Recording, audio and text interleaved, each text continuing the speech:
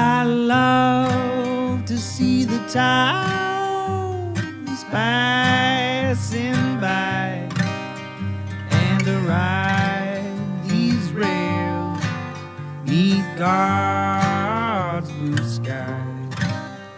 Let me travel this land from the mountains to the sea, 'cause that's the life I believe He meant for me.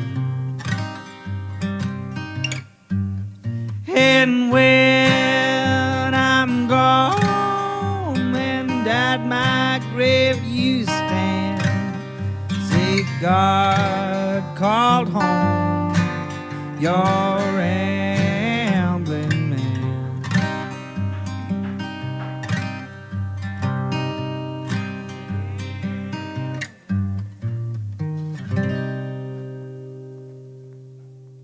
Welcome to Ramblin' Man Podcast, episode number 98. This one's with Ryan Collins, who happens to be my cousin and have a degree in political science. And we talk about the cult of politics. Although I feel like it's not really a debate, but I think he doesn't like that term, and I wholly think that that is a thing.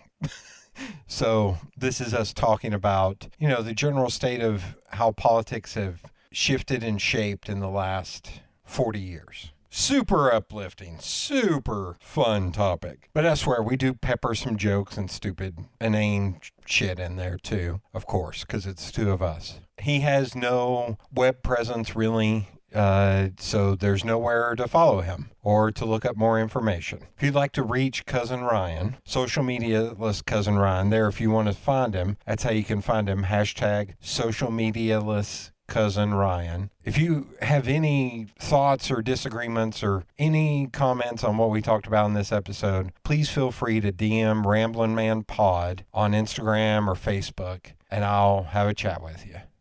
Sponsor this week is Feral Giant. Feral Giant is a graphic design, illustration, and social media consultation company based here in Knoxville, Tennessee. So they do work for clients big and small all over the country, all over the globe, in fact. But they also do photography, videography, video editing, and audio editing, website design, SEO, writing, content development. Hell, they'll babysit your kids if it nets them money. So make sure you give them a follow on social media on either Instagram, Twitter, Facebook, or LinkedIn at Feral Giant. And be sure to give them an email today and hire them for your next project. Without much further ado, here's the episode. Hold on. Wait. Here's how this podcast is going to begin. I'm hitting record before we lose any nuggets on this podcast. I've said that, capitalism or America makes a lot more sense if we talk about being a Christian nation and people argue that, and we're not Christian. We have fundamentalist roots, but if you look at capitalism as our main religion and our goal, and it's really neoliberalism that is what is our brain rot. Like all of our decisions make so much more sense if you just be like, oh, what is the economic value. Here, we'll take, since this is August 2021, we'll date this. Spoiler alert. Yeah.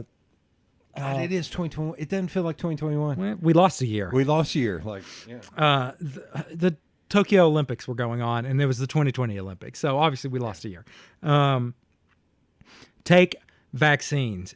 We have this whole push on an anti-vaxxer movement right now.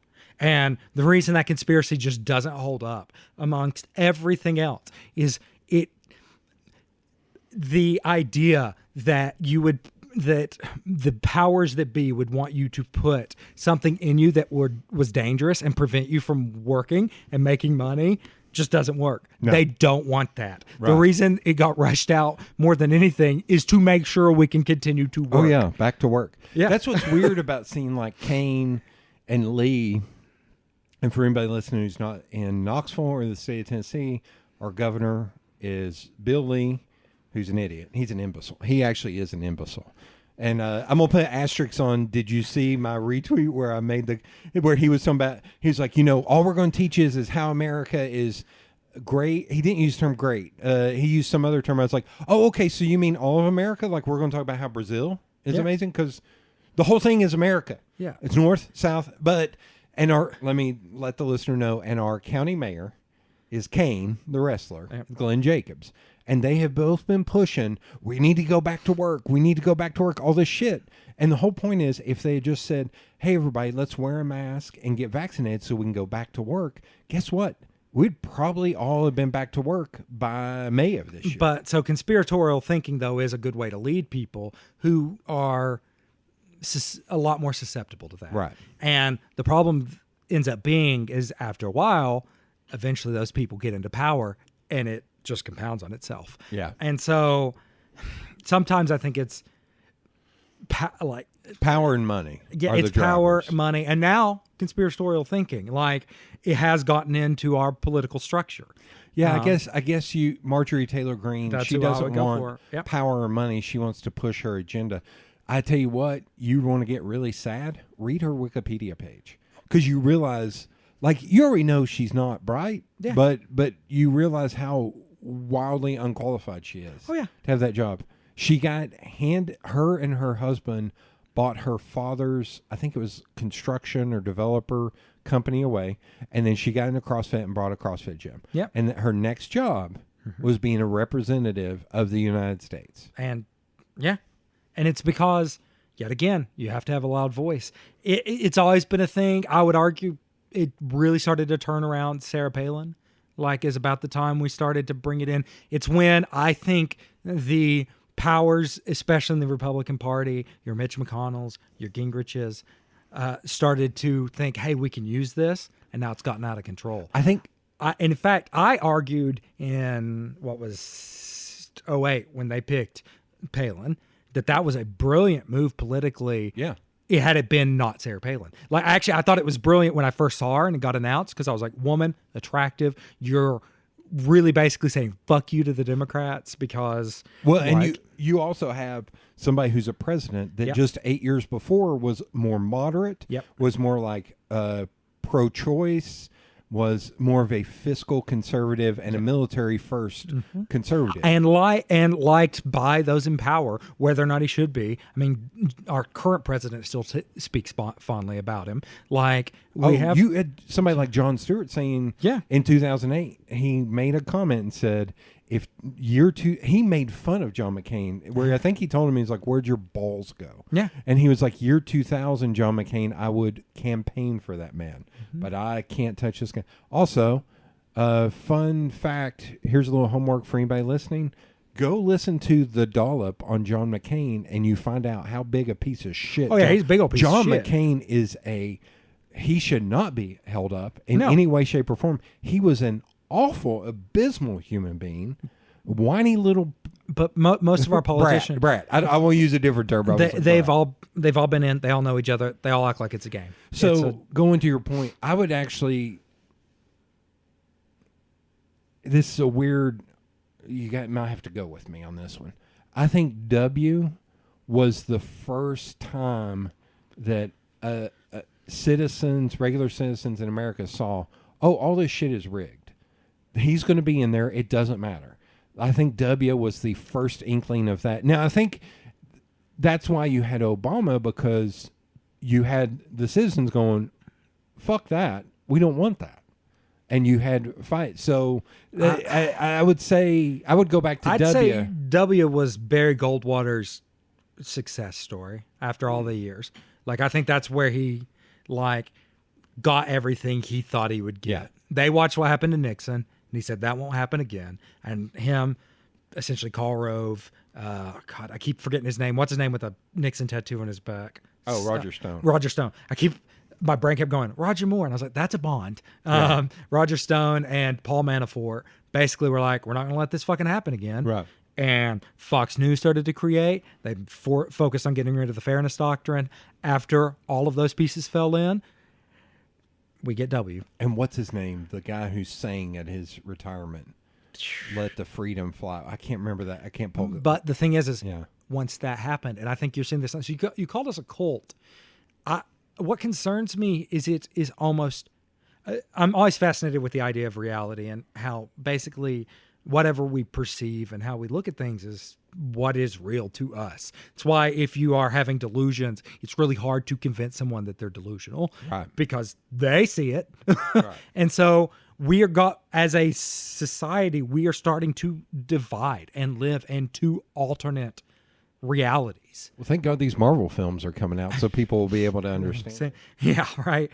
It's more and it kind of scares me. Like I am constantly struggling with conversing with members of my family and some of my friends because I know the narratives on the other side and what they're on this month. And I have to think about even little things I would like to talk about that you wouldn't think are political just because they'll become that and it'll just give me an annoying afternoon because I'll try to ignore it and then they'll say something so demonstrably wrong that I will want to correct it. Well, that's like during, I think it was early last fall. So it was about this time last year, all of a sudden the narrative being pushed by the right was child trafficking. And seeing that pop up in my feed from people that are typically apolitical, they don't give a shit, and B, I'm like, I want to reach out to them and go, hey guy, hey man, you're being conned right now. You're seeing this in your feed because you've said these words, and this is how all of this works. It'll also be the Republicans are brilliant at getting together and picking a narrative. And you'll see it every 2 to 3 months, they'll switch something. It'll be Antifa. Currently, it's critical race theory. Well, no. It's moved from critical race theory to now it's Biden pulling out Afghanistan. Yeah, that's what it'll be. I honestly don't know how long that'll last, though, because no one looks good on this on either side. People will ignore that W and Trump were also in office. Yeah, and actually, I was listening. Didn't Trump set up? I bet it was actually, this was something Trump had started, and it just is finishing. Because I remember him trying to take a W for this. Yeah. I'm going to go back to reality. So one of the greatest phrases I've ever heard was introduced in Walter Isaacson's book on Steve Jobs, and he called it, and you have to tell me if you've heard this before, reality distortion field. And what he talked about was that Steve Jobs, when he went about his daily shit, he lived in a reality distortion field because so many people around him would not feed him the truth. And as much as I like Randy Boyd, who I worked for at PetSafe as a person, working there, I got to see that shit all the time. So many people tried to remora fish and kiss his ass so they could climb the ladder. And I would just be sitting there going, or you could be good at what you do. Actually, I'll give you a living, more accurate person, Tom Cruise. We talk about how weird he is. He is literally treated like a god. Like, that's how they treat him. And if you live every day treated like a god. I mean, it happens to celebrities all the time. Oh, Will Smith's that way too. Yeah, like where you realize... The reason why I bring up Will Smith is because he started a YouTube channel and made a big deal out of it. And I was like, this is... You're behind, man. Yeah. And it was all because The Rock had started one and gained some traction. Will Smith was like, I got to let these people know. Eventually, like, actually, another person, and it depends on how long you're in it. I love John Cusack, but every so often, he's kind of weird. And I think it's because he's been a celebrity since he was a child. I may have, I hate when podcasts do this. I have off-air stories for you. Well, about John Cusack. He's fun, but when I watch him get interviewed, I was like, that guy doesn't know how to deal with humans. So here, I got a weird one for you because I like these two guys, but there are times where I do the dog turn in my head thing, and it's Ben Affleck and Matt Damon because they are both very smart guys, but they also, I think, I'm going to use a football term, outkick their coverage. There are times where they say stuff, and I was like, damn it, dude, you're really smart. You may, I'm a pretty smart dude. You're a pretty smart dude.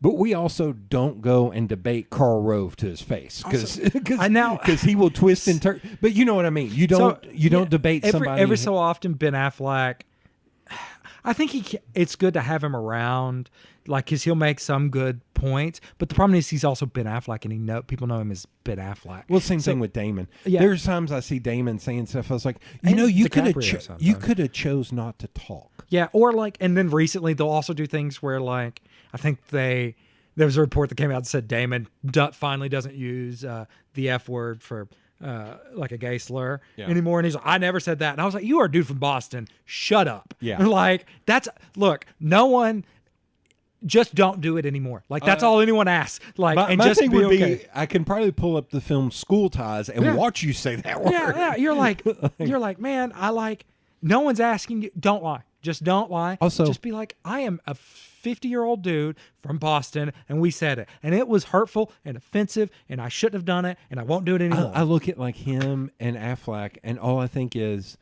you all need to fire your PR person. Yeah. Because your PR person keeps trying to put you in the news, and you don't have to be in the news. No, not anymore. You're not the young, hotshot kids writing Good Will Hunting anymore. Yeah. You're both A-listers. Like, you're done. Yeah. You're good. You'll get whatever. And there role are you two want. guys that I like, but I think they put themselves out there in the Well, no, I will say this.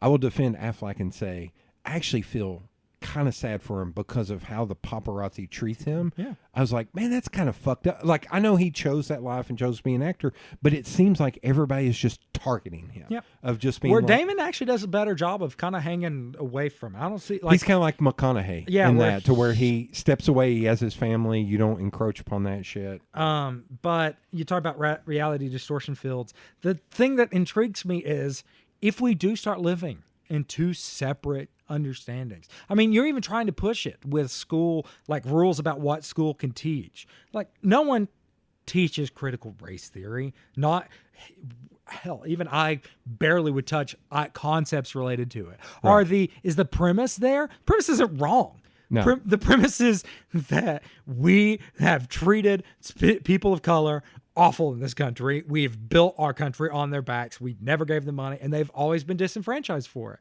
You can go 2 to 3 generations back, and there are people who knew slaves, were slaves. Like, that's insane. Look at what we did to the Japanese during World War II. Yeah. It doesn't even just have to be black people. And so what's interesting is a lot of conservatives like to bring up the Japanese as being like industrious, and they've done well for themselves after that. We actually gave them some reparations after that. 1, 2. When conservatives do it, they like to be like the Asians, as if there's only one type of Asian. There is a broad, and we're pretty awful to a lot. If you're like Southern Asian, like outside of Japan, if you're Indonesian, if you're like, the problem is people are like, well, them yellow. No. Please don't dip into the Southern accent. Yeah. Well, that's the thing though, is they can't tell you the difference in Korean, Vietnamese, Chinese, Vietnamese, Japanese. Yeah. Like, they don't know culturally why they're all vastly different. Yeah. Like, even you take like Indonesia, which we were awful with. Indonesia is multiple islands. They even in themselves have big cultural struggles. Right. Like, and you can look, I have 2 Indonesian friends. One is very fair skin, light, like you would look at her and you'd be like, oh, she's like, looks more like someone from what you would expect from Japan or Korea. And then I have one who's very dark skinned, olive skinned, like brown, like I would call her straight up brown. Like, facial features are kind of similar, but you would not expect them to be from the same country. Well, Indonesia's hundreds, if not thousands of islands. Like, it's just a conglomeration that is, it's by their region. Right. And so when we think about these things, we talk about, that's why, so what critical race theory ultimately would want to be is it's not just one group. It's all groups. It's people of color. And we have been horrendous. And sure, maybe 1 or 2 start to do a little bit better on certain, grades, jobs. But that's an outlier.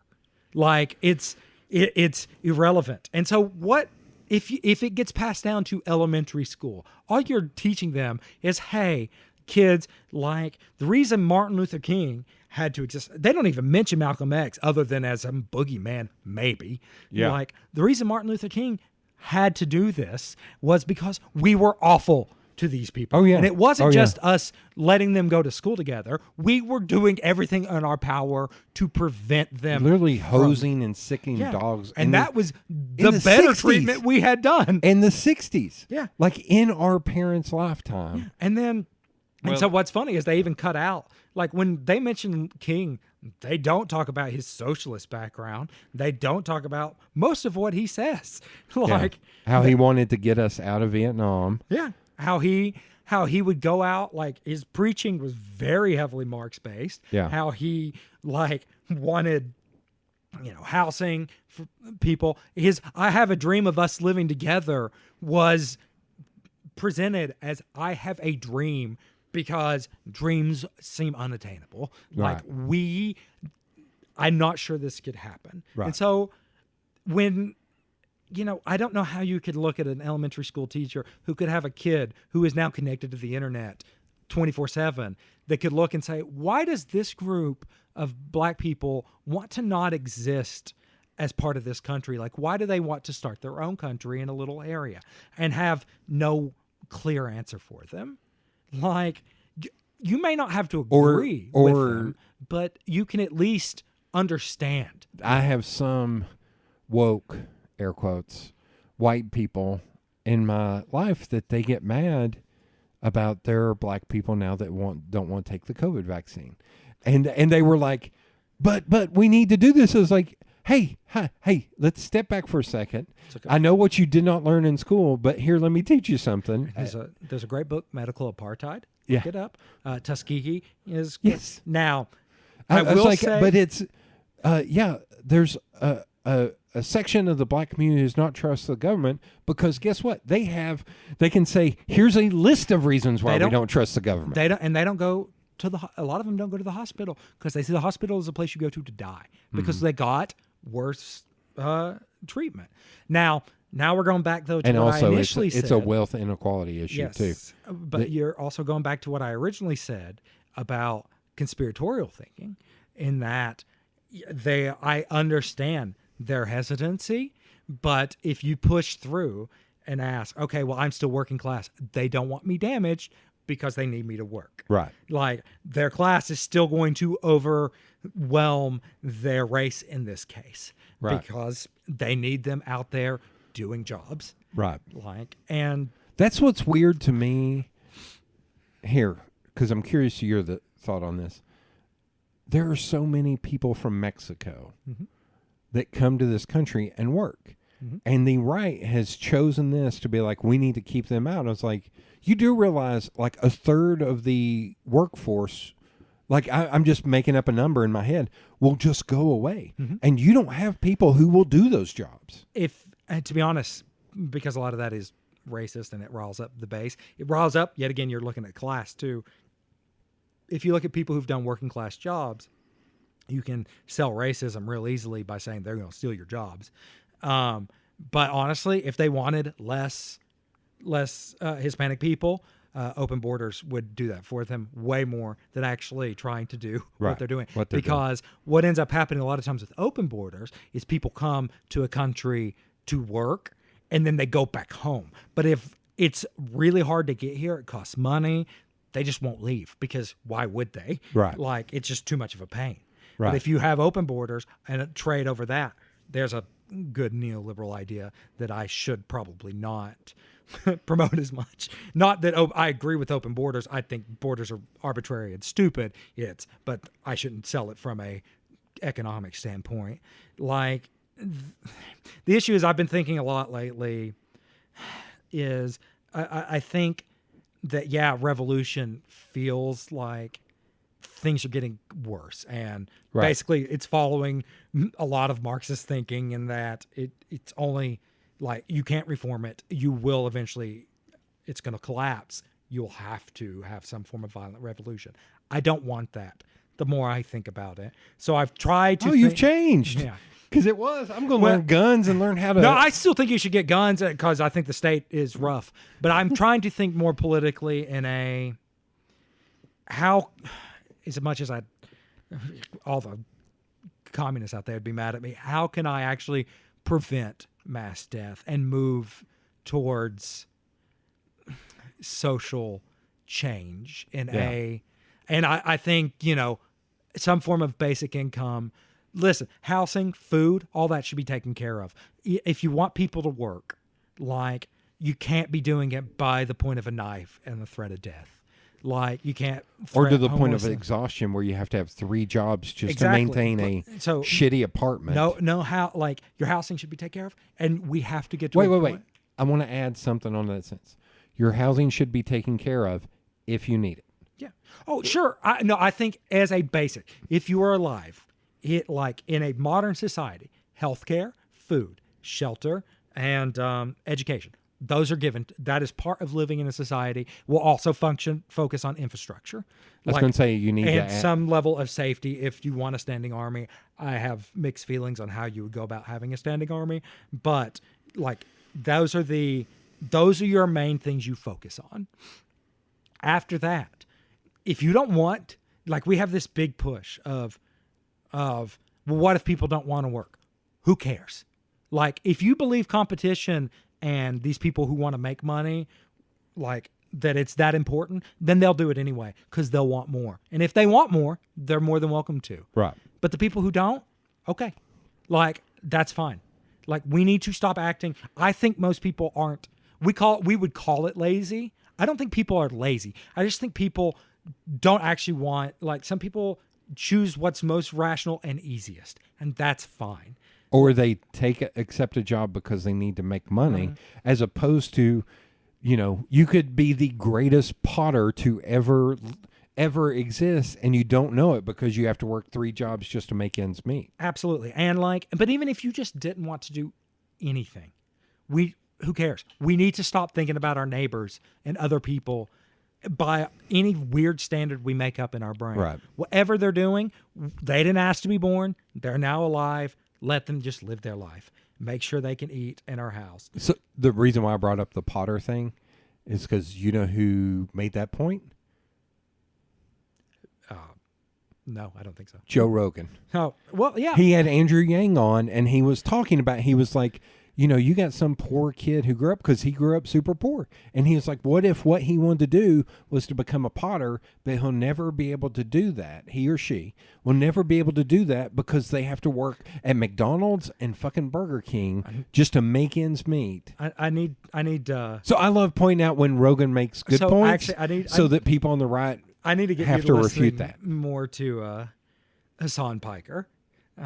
He's about my age. He's actually built a lot like me. I like a lot. He calls himself, he's like, oh, no. Whenever people are like, oh, so much for the tolerant left, he goes, no, I'm the intolerant left. Okay. Fuck you. But he will watch. I like this guy. Yeah, most of the time he streams, like, he just streams on Twitch. He used to be part of the Young Turks. Actually, do you know the guy that started the Young Turks?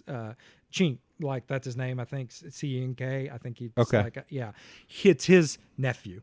Oh, shit. Okay. And they got it. And then he realized as much as he likes reporting, he didn't want to be part of that. So we went, I'm just going to go to Twitch and see how I can do there. And he does pretty well. He's one of the top streamers. He'll play games, but a lot of times he just watches political stuff and talks about it. And one of the things he always jokes about, he's like, I'm Joe Rogan's maybe his biggest fan, but that man is a monkey and kind of an idiot. And he's like, there was a moment where he paused and his chat was talking about some dumb take Joe Rogan was going to have on a similar idea. And he went, no, Joe's going to believe essentially this, probably something that sounds like universal basic income, healthcare. And he went down this list, and Joe Rogan said that stuff almost verbatim. And he goes, I'm a fan of his. The problem is he gets idiots on and he doesn't push back enough. And he goes, that's what kills me, is he is the biggest podcaster in the world, and he'll get on, Dan Crenshaw or, Ben Shapiro, and he just sits and agrees with him. And he'll just sit there and agree with him, or and he's like, because he's kind of a dumb monkey. And I think he knows that he is. So as when I really got into Rogan and started listening to him a lot, there are other friends that listen to him too. I was like, I always love this. Here's the thing I love listening to Joe Rogan. He has 5 topics that he will always shoehorn into every episode. And one of them was Sebastian Junger wrote a book called Tribe, which is an interesting book. It's not a great book. Is it Sebastian Junger? Name sounds familiar. It may have not, whoever it was. But I read the book and it was interesting. But I swear to God, for like 4 years after that. He would work, we're all in tribes. I was like, you're just saying silos in a different term. Yep. That's what you're talking about. But it was like, I'm not kidding. Here are 5 things that he talks about all the time. And he's had some of the best podcasts. That's why I pulled up when you were talking about critical race theory. I don't like Rogan. I can't listen to him anymore.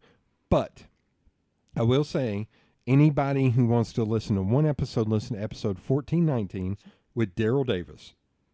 Do you know who Daryl Davis is? You need to listen to that episode. He is a black man who has converted KKK people. Oh, yeah, I do. Okay, yeah, I know. That is one of the best episodes because he sits there, and I don't mean to go backwards, but when we're talking critical race theory, this is one of those Rogan points I would like to pull up to be like, hey, here's critical race theory right here. Because Daryl Davis, who is a black man, says, I think we should get rid of Black History Month. I think Black History Month is inherently American history, and you should just incorporate it into the entire curriculum. He said, because here's the problem with Black History Month. You cover 3 people, and then the month is over. He's like, because you're talking about Malcolm X. He's like, you learn about MLK, you learn about Rosa Parks, and you probably learn about Booker T. Washington. George Washington Carver. Or George Washington Carver. Did I say Booker T? Was it Booker T. Washington? Or am I thinking of Booker T and the MGs, and I'm melding the two? But he was like, you mentioned these 3 people, and guess what happens next year? You mention those 3 people again. You don't learn about like Stokely Carmichael, Yeah, because that would be too radical for kids to learn about Stokely Carmichael. Or most of anything that happened in the Harlem Renaissance, like any of the art that came about, like our. I don't feel it really like is my place. I think someone like him is a great person to lead for There you go. to lead that Daryl kind Davis, of charge. yeah. But I understand why we do that. We like to commodify everything. Black History Month sounds like something. It's like Gay Pride Month. And you can tell it's a commodity thing. Raytheon changes their Twitter icon to a rainbow. Raytheon. I can't And I'm not saying take those things away. No. Because it's great, and people fought to make that happen, and that's fucking awesome. Yep. This is the argument I got into, the discussion I got in with Dad and Mom and Stacy about, we were explaining Juneteenth. And Mom and Stacy are inherently more left. Dad is more, I wouldn't even say centrist, but he's just like, just make it make sense to me. And so Mom and Stacy, when Juneteenth came out last year, I went over there and they're like, explain to your dad about Juneteenth. Because they couldn't figure it out, and no offense to them, but I was like, okay. And Dad was like, I don't understand. He was like, it was one city in Texas. Everything else had already happened. It was the last one. Why make Juneteenth a thing? And I looked at Mom and Stacey and said, I'm sorry. I don't know that it should be a thing, because maybe it should be a thing, and that's awesome, and who cares? I was like, here's the thing. People work at Walmart and at gas stations on Christmas. Holidays don't mean shit anymore. There's a conglomerated President's Day. It doesn't mean shit. Stop acting like holidays are important if you don't allow... Armistice Day became Veterans Day, something that, like Vonnegut hated. Yeah. But I look at like Juneteenth, I was like, if that needs to be made a day, awesome. Let's make it a day. But you don't respect holidays anymore. I know... I'm sure this is sticky wicket. Maybe this is an old school mentality. I don't think people should be working on Thanksgiving and Christmas. I don't. I think that's bullshit. I'm not a religious person, and I don't think, because what we've turned Christmas into isn't really that religious. It is our winter solstice. It is our winter holiday that we just have as a group, and that's fine. And we should have it, and everyone should get off. Everyone should get out, have a day to themselves. You can just... You'll survive. I can't tell you how many, like working at Taco Bell is a great example of us working our balls off so we could leave early. I was like, so you want us to work twice as hard so that we can leave early, as opposed to just treating this like any other day and just shutting down. And then like you have restaurants, Calhoun's, any Mike Chase, I'll call him out on this freaking podcast, open on Christmas Day. One of the most busy places you can work. Oh, yeah. Those in theaters. I've worked at both. Whereas it used to be Shoney's. Yeah. Both, and Waffle House. Waffle House open. Yeah. One of the weirdest Waffle House experiences I've ever had was on Christmas Day. We should make that a tradition. Get Kim and Adam in on that if they're not doing anything. If you're from the Knoxville area, this is a really quick aside. I was in high school in Halls, which is a white area, white and country. Yes. One Christmas night, my group of my friends and I, we were kind of more alternative looking, go into a Waffle House because there was nothing to do. It was probably 10 or 11. We walk in.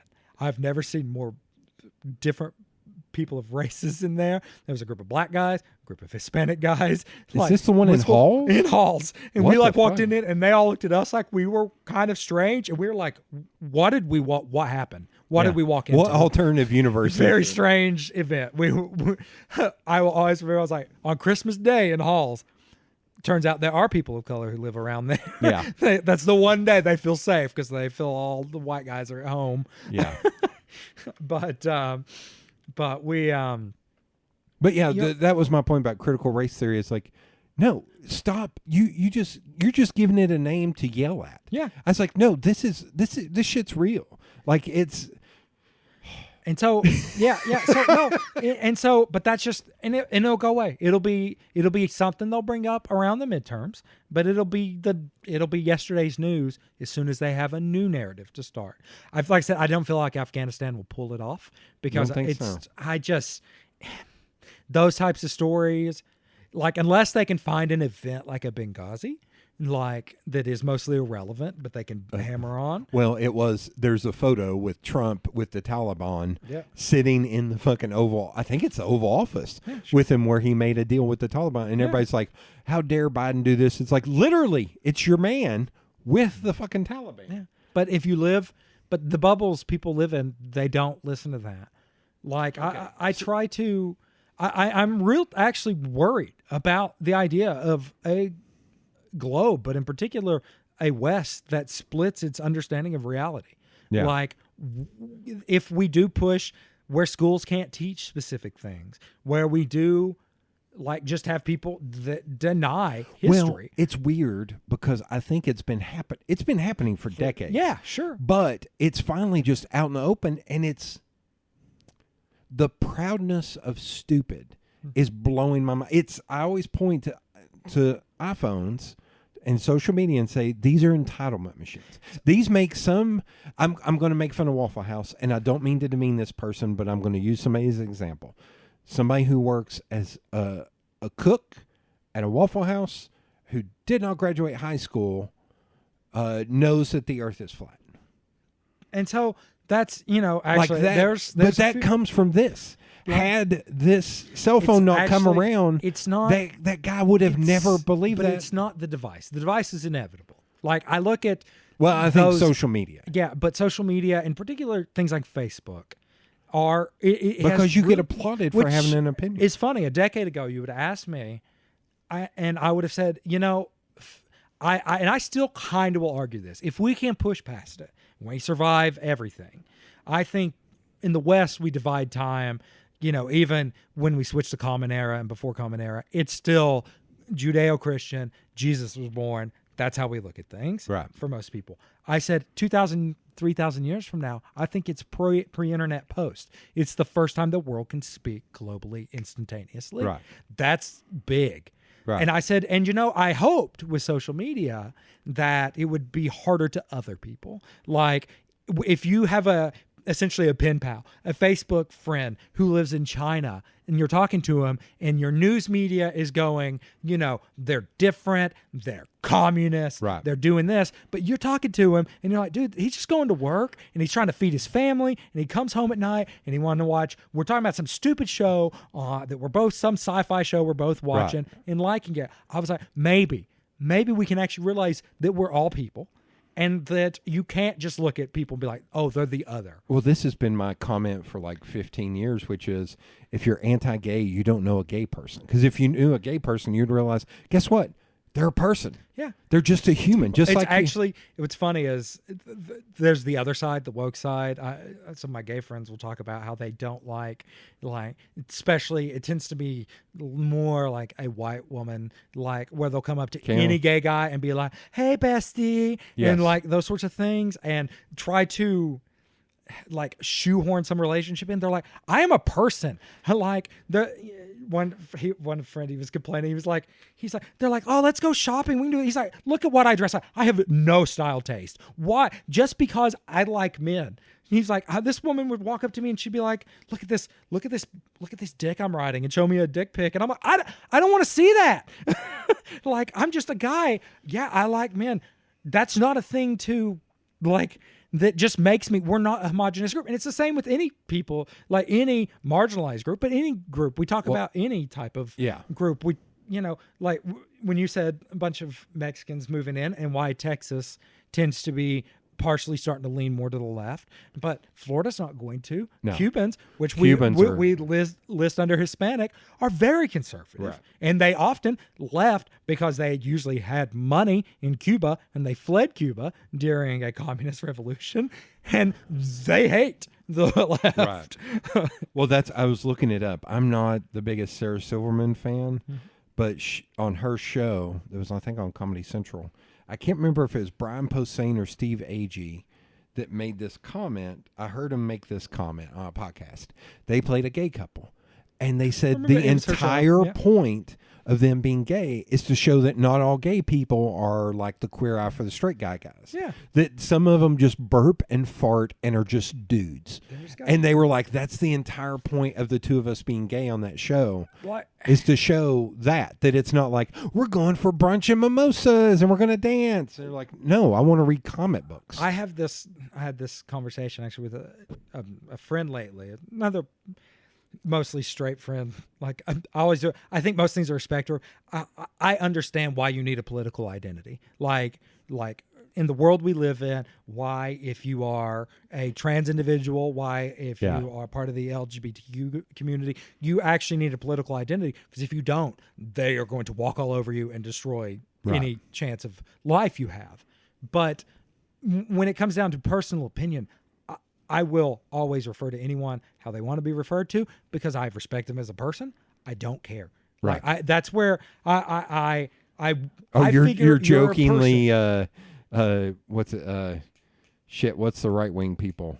The Tea Party, not Tea Party, but libertarian. Yeah, you're like a social libertarian. So no, I'm actually I'll list. There was a group called the Socialist Libertarians. Libertarian is its own thing. I think of you as a person, and I don't I worry about a lot of times where someone does feel like they are marginalized in these groups, where that does become their identity and they lose who they are. Right. And then so one of the more depressing aspects of trans people in this is the high suicide rate. And a lot of people will push, well, that's because they're mentally ill and such. You have been born and been berated by such. And if you have felt so outside of yourself and for most of your life, transitioning helps, but it may not fix all those issues. Yeah. Don't lose yourself in that. Like when people ask, Ryan, what is your, how do you feel about anything? I was like, I don't know. I don't think about it. And I don't have to. I'm a white dude. But I was like, I feel like Ryan, most of the time. Now, if I were a black guy, I'd have to be that. I could be Ryan, and then I'd have to be and black, because I can't go outside in certain ways. You know, if I were gay, I would have to remember, I can't behave and act like this in certain areas. Right. But ultimately, I hope that people are able, I want to get to a point where we just don't care. It's just, you are who you are. If you do not hurt people and you're an adult, I don't care. Well, see, here, I always like pointing to the fence in certain things. And one of the things I'm pointing to the fence is, I think from here forward, 90% of people under the age of 25, from 25 and under, from here into eternity, will be on some spectrum of queer. Yeah. They will not be just one or the other. It will actually be more odd for you to just be a guy who likes girls or a girl who likes guys. And so that's funny, my opinion. I think the thing is, I think we've almost sort of always been that way in some level. I had this conversation. We talked about Hassan just a minute ago. I joke, I'll bring him up. And with friends, I'm like, he's kind of my man crush right now. I mean, the guy is 6'3". He's He's in great shape.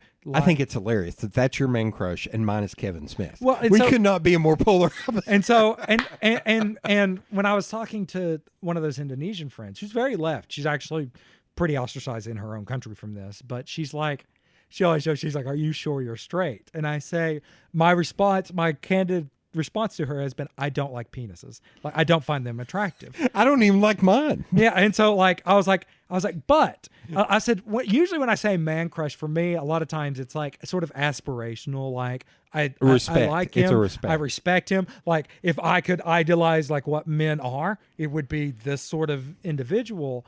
But like personally, I've been so weird in relationships to begin with, where like I don't tend to have a honeymoon phase. If I am with somebody, it's usually a friend, and we kind of fall into a sort of just a more intimate friendship.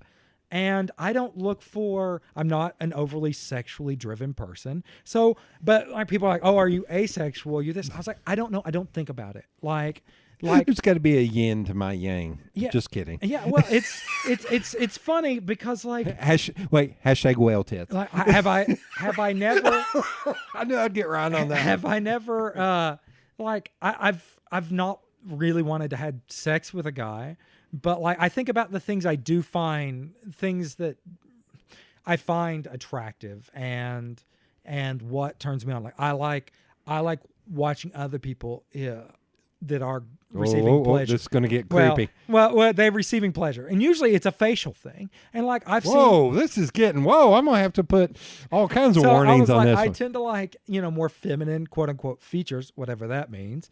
But in this day and age. yeah, well, and but I would not be again. I've seen more feminine looking males that I'm like, well, I'm glad it's kind of hot, this situation, but I don't want to have sex with them. But then again, I watch porn. I don't want to have sex with the porn stars. I don't, like I find we don't talk about the difference in sort of lust and I don't want to call it romance, but relationship, right? As much as maybe we should. And if we did, we'd start to understand, oh, our brains are way more complex. So really, like, expecting someone to have an identity as I am a gay man because I only like men is ridiculous as a human. Like we are forced to, because society has all this. Pick a bucket. Pick a bucket to be in. Yeah. But that's what society. But really, we should just be like, oh, nothing is very understandable. We're all a giant spectrum of just mismatched ideas. You'll watch stuff. I mean, even the old joke is like you'll be watching, like, you'll have a bunch of tabs open. You'll finally finish doing what you're doing, and then you'll look back and you'll go, "Oh my God, I'm a monster!" Oh. Like that was that's been an ongoing joke for forever. Yeah. Why do we feel like we're monsters? Like that's the real question. That's the Judeo-Christian part. Yeah. Shame. And that is what we'll get is a shame level. What was it? We've always had some weird levels of taboo in society. I'm trying to remember post-refractory period. Somebody used that term. I was like, oh God, that's it's the what is it? Le petit mort, the little death. The it's that period right after the clarity. Yeah. But it's like, so when I think about, so that when we're going, especially on like gender and sexual spectrums, like the fact that it is 2021 and we're still struggling to the extent why anyone cares. So it was funny in my little, we call them prayer circle. I'm going to do air quotes when I say that, which is great for an audio podcast. It got into a pretty heavy debate last Wednesday because one of the guys is hardcore, like, anti-trans in sports, and one of the other guys is so left-leaning that he was like, no, dude should just, and it's like, holy shit, you both are the extreme. And I sat there and let him talk and smoke my cigar and drink my beer, and then I let him talk for like 20 minutes, and then I stopped him and was like, do you realize how rare this is?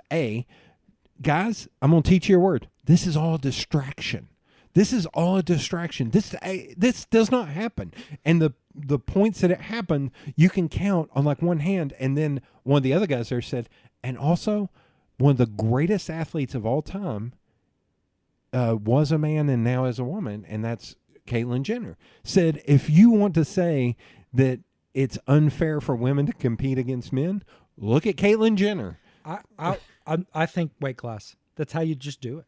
Like, if you really care, like, do weight classes. Like, Yeah. like as we do with wrestling and such. Like, Well, their whole the guy who's anti, and anytime I hear anybody talk about this, including Rogan, they're like, well, I don't want some big dude to transition into a woman and get in UFC and start beating up women and us praising him for it. I was like, dude, Ronda Rousey could kick 90% of the dudes' asses in this country, or take some elite female UFC fighter. As we get more advanced technologically, say, I get my leg cut off and I get a replacement. Well, that leg doesn't get tired. Right. Am I allowed to be a racer? Right. Like, can I race with other people? What then if I am, what if I just decided I would be a better racer if I went and got my legs replaced? Yeah. Can I go do that? Right. Well, that's the funny I part don't about mind the discussion, but why it is ever a major, like, because it doesn't matter. It's so small. Can I give you a good example? Because I can name 2 examples of, because I follow UFC and all that shit. God, I said that, now I forgot their name. The Gracies, who are kind of the forefathers of, they are not big dudes. Yeah. But guess what? They could take you and I down without even blinking. Conor McGregor and the fucking Mountain from Game of Thrones got into a ring and fought, and Conor McGregor got him down. Yeah. It doesn't matter. That's an old The Rock. Lot of it's Rock, when he wrestled, he would go, it doesn't matter. But I look at it and go, no, there are women that weigh 100 pounds that could kill me without thinking about it. It's technique.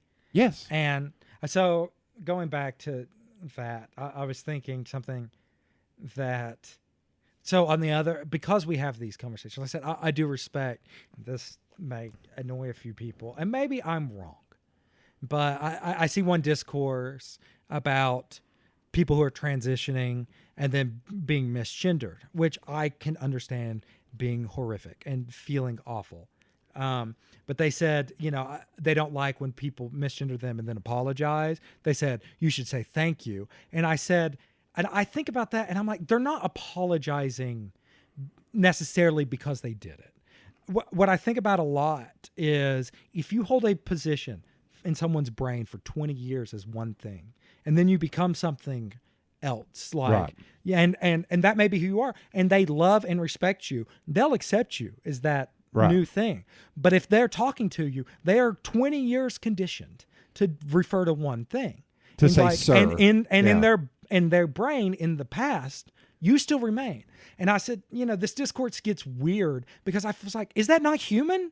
Do, like, you not understand why they would mess up from time to time? Yeah. Like, and then them saying, oh, I'm sorry, is them being like, that what they're saying is, I love you and I respect what you are doing, and I'm okay with that.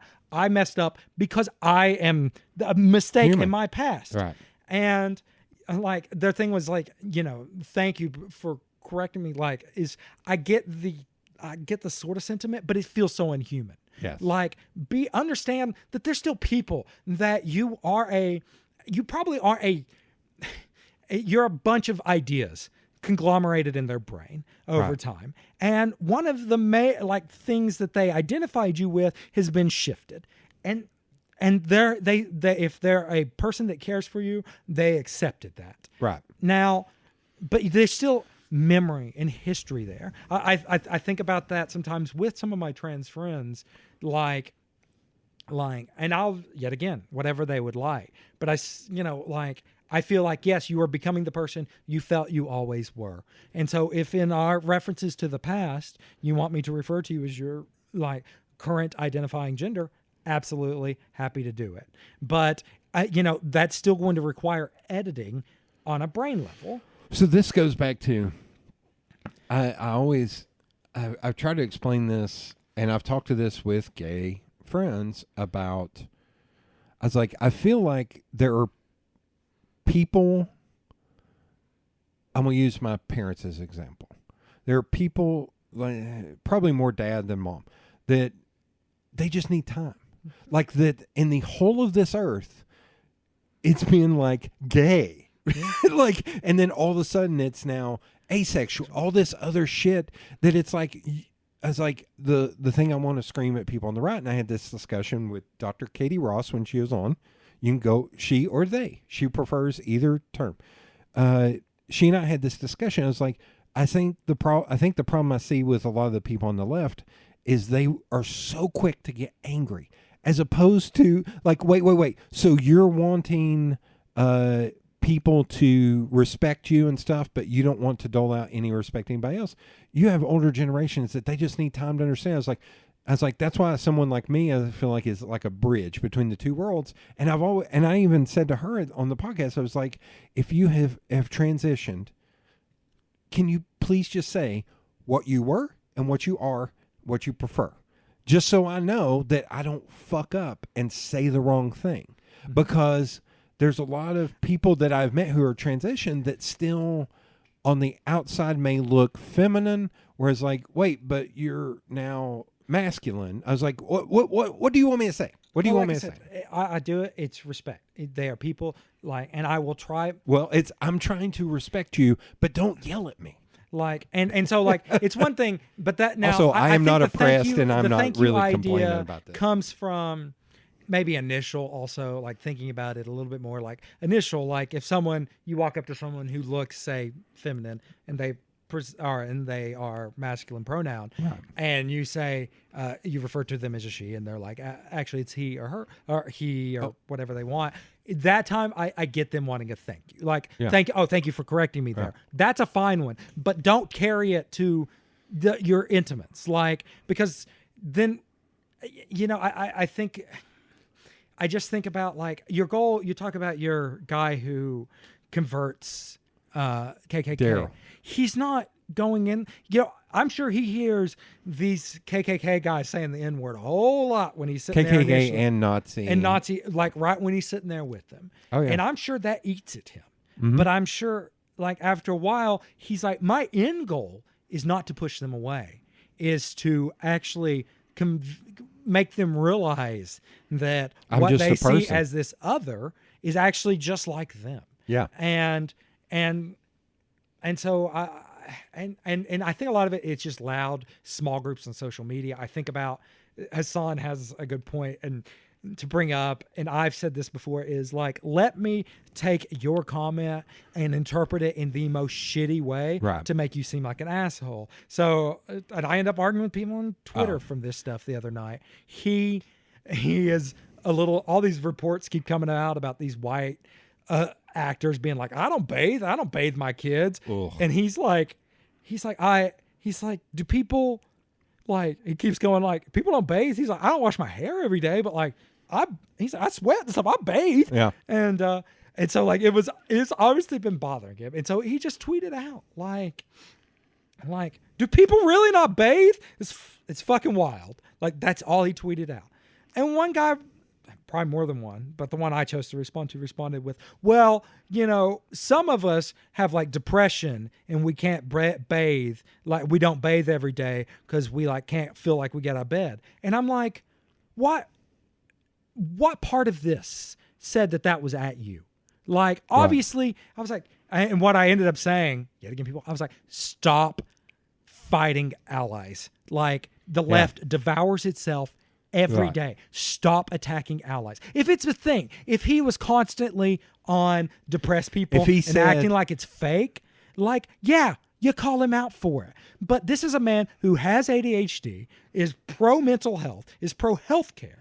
Like, that is an ally. He didn't say Gerald W0502 on Twitter. Yeah. Why don't you bathe? This is fuck you. Like, one other guy said, well, it made me feel shitty. And I was like, why did you think it was about you? And the fact that you did, that's on you. Yeah. Keep it in.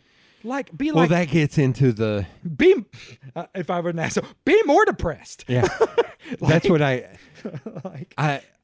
I'm one thing good I think that came out of last year, which really is hard to say on something that's being recorded, is that Karen's finally got called out. Because I can't tell you how many times growing up, or especially being an adult, being told by very wealthy white women holding their Starbucks that I had it easy in my life because I am a large white dude. I was like, you don't even know shit. You met me 30 seconds ago, and you've just assumed that I have had it easy my entire life. And you're holding a bag that is worth more almost than my house. Like, and you're fussing at me about how easy. I was like, no, I was like, yeah. And I jokingly say that I have a group of white friends that I am the blackest person they know. And that's a fucking problem. Yeah, well, I was like, yeah, I actually grew up with, that's my whole argument with my friend who lives in Jersey, that when Obama got, I'm going to turn this back to politics. When President Obama, no, I'm not fussing. I just think it's funny. When President Obama got elected in 2008, I was like, yeah, it's a shame. I was like, my state is so conservative that it's never going to really be blue. And she's like, yeah, it's a shame your country's so racist. And I went, hey, here's the difference. I have been up there in Jersey where you live on 3 occasions for 10 days at a clip. Guess what I saw? No black people. Guess what I see on a daily occurrence in my city, in my neighborhood? Black people. I was like, don't fucking call my state racist when Memphis is one of the blackest cities in the country. I am. Oh, and it's turning. I mean, Atlanta is a good example. Knoxville is the rate of the percentage of black people in America is 12%. The percentage of black people in Knoxville, Tennessee is either 17 or 18%. Yeah, and it's stop white lady holding a coffee telling me how racist. Elite like elites. I get so annoyed with them being like, just give them the South if they're going to do this. No, a ton of black people call the South home because they couldn't leave after slavery. Right. They were stuck here, and guess what? That's also because you wouldn't welcome them in. Yeah, because your fucking ancestors were racist as shit. As shitty as it can be, and as entrenched as it can be.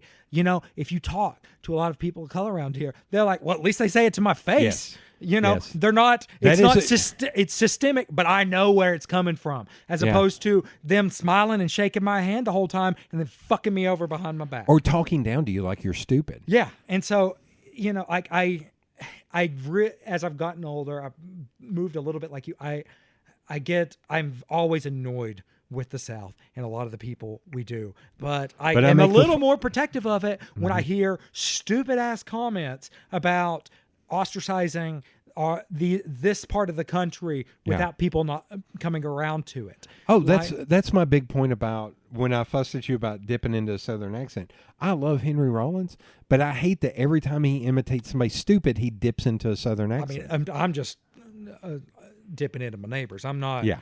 Oh yeah, I still do it, but it makes me. I can do it. I'm from here. Yeah. Wait. That's my point. Is I can do it because I'm from here, but it's amazing. I'm like, I actually had what was so funny is I did have a conversation. NASA was created in the South. Yeah. Shut the fuck up. Yeah. Like NASA, you have Texas, Alabama, and Florida. We had some of the TVA. TVA. The bomb. Like we had a ton of science here. Yeah. Yeah. Like it wasn't that. Didn't fix racism. But the South was so poor, especially after the Civil War, it was forced. The workers ended up being white and black people first to work together. Right. Like, and so that, going back to class, became a different dynamic where in other places, Oklahoma's a good example. Where we destroy their success. Or how about Detroit? I was going to say Detroit's another one, but Oregon, which was literally founded as a white nationalist state, as a fuck you. They hated black people so much that they outlawed slavery. They said, don't bring them here. Yeah. That's how racist they were. Yeah. And it's still there. If you're outside of Portland, it's racist as fuck. That's been my point for decades, and I think Titus kind of addressed this in saying, like, he didn't say this, but he said something that lit the fire in me, and he was saying, like, he's like, you know, everybody points to California as the state of liberalism. He's like, you get an hour outside of LA, there's some rednecks. Also, he didn't use the term rednecks, but he said, and I was like, yeah, Michigan militia. Oregon and Washington, Jesus Christ, like off the grid, motherfucker. Arizona, New Mexico, and there's tons of money, which means conservative. They are socially somewhat progressive. Right. But both of the parties we have, I mentioned neoliberalism, are neoliberal parties. They are beholden to capital. They want to know what makes them money, and they want essentially that idea of libertarian. I have money. I want to do what I want to do. Fuck you. Well, it kind of goes back to the, what I was saying about it's amazing to me that the right has not embraced people from Mexico, because you look at like tobacco fields. Yeah. You ain't getting white people out there doing that shit. I was like, and there's even a friend of mine that his dad worked in the tobacco fields, that he said in Kentucky, he's like, when you go back now, there ain't no white people out there. He was like, white people don't want to do that shit. He was like, people from Mexico will do whatever they can do, whatever they have to do to put food on the table. And yeah, and sometimes to like an extreme extent.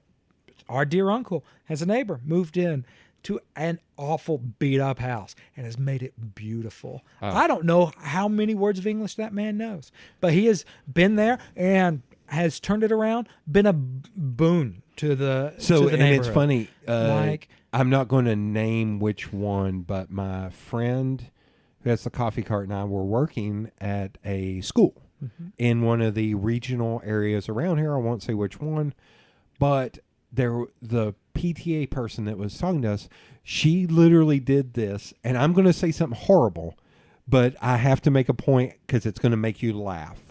Because I heard Jimmy Pardo make this crack on somebody. She was like, she's like, our school is just overtaxed right now because all the Mexicans are moving in. And she did the hand to the side of her face and loud whisper. And what's funny is like 3 days before that, the day before that, I watched Jimmy Pardo on a live stream that there was a woman on, they were doing a live stream and a husband and wife there, and the husband owned a window business, and the wife went, and he does government contracts in schools. They're even in the White House. And Jimmy went, thank God she put her hand up beside her face because no one can hear it then. But when that lady said that about the Mexicans, about coming into that school district, I was like, shut the fuck up. They are literally working class. They are going the exact same trajectory. They have more in common with poor white people now, but of really like the working class white people of the 40s and 50s. Yes. Of the Dust Bowl era. Because they're doing the exact same shit. Yeah. They are doing that kind of labor, and then they're going home and trying to set down roots and build up. Like I said, he came in, has put more time. I think we have no idea. We think he's a construction worker of some sort because of the type of vehicles he brought over. But he re-bricked that house, did the driveway, everything, basically from the ground up, built a nice porch, nice fence, gorgeous house. Because he cared. At my point, I'm not going to do that shit on a house. Here, and he and our uncle can agree on, he probably didn't get any permits from the city for doing absolutely. It's funny. I keep pushing because this uncle's driveway is getting fucked up and has some shit. Yeah. And I'm like, Tom, I think his son speaks. Like, I think Tom spoke some with his son. I'm like, go over there and ask him. I'm sure you could pay him to do it, and it would be cheaper than whatever. And he'll come over and do it like you would do it. And get it done quicker. Yeah, and probably do it like in 3 days. It will be up to code more than what you would do. And he would never get the permit to do it. No. But it's funny, like them complaining. That white woman, entitled white woman, complaining about the Mexicans. I was like, doesn't that say more about our school systems than it says about people moving here? Also, they're coming again. I go back to the "Make America Great Again" slogan, and I think is, do you think our country is awesome? Mm-hmm. If you do, then why wouldn't you say, of course they want to come here? Why are you not taking that you're talking about exceptionalism. Yeah. That's the term Governor Lee said. He was like, we will teach nothing but American exceptionalism. I was like, then to your point, that's why people from Mexico want to come here, because it's awesome. Yeah. I was like, why aren't you preaching that from the... Yeah. Also, you should, if your taxes are high and it's going to your school, you should be ecstatic. That's your kids. Yeah, I would be willing to bet the families from Mexico are paying more in sales tax or in taxes than a lot of the white people that go to that school because they're dodging their fucking taxes. Well, even still, a lot of them actually do pay some form of tax. Like they don't because it gets withheld from them. Yeah. And then they don't claim it back. No. Because they can't. Right. Like that's Well, so we actually talk about like that's a story about your dad. About there was a point where he was doing the books for a construction. Do you remember this? He was doing the books for a construction company, and he in his office he had a stack of time cards, and I noticed all of them said like Pedro Smith, Juan Williams, and it was all these names, and I was like, huh, that's interesting. He was like, yeah, all these are illegal immigrants, but they're getting paid under the table with white people last name. So I was like, that's hilarious. Or they get paid like as most do, and and it does go to the government, like because there'll be a check if you want your books to look right. But then they don't go and file taxes at the end of the year, so they don't get any back. Yeah. Whereas you're bragging and buying a damn jet ski. Yeah, it's weird to me when like. So to inspire donations, we give you tax write-offs for things, correct? I find that very strange, like that's our argument, like for it. I was like, if it's a donation, it should just be that. Right. You have to get a tax write-off? That feels weird to me. Hey, shut up. I live off that as people need that. solopreneur. I know. Some people need it. You know, like AC work. Like there is a blue-collarness I like. Premise of Office Space, I like the idea of doing a job, seeing that it's done, and being good with it. Yeah. Like when you're punching numbers or you're doing service work, you come in every day, you do the same shit, you clean it up at the end of the night, and you come in and do the exact same thing. But if you're construction, if you're AC repair, it may be the same shit, but at the end you go, I am done. I did this. So one thing I liked about being a tech at AT&T is each house was a little bit of a puzzle, but once I was done and I felt quality work, I was one of the higher qualities in staff, I could be like, and it's done. Yeah. I did this. It's ran well. I can give people information and leave it. Yeah. But and that's another...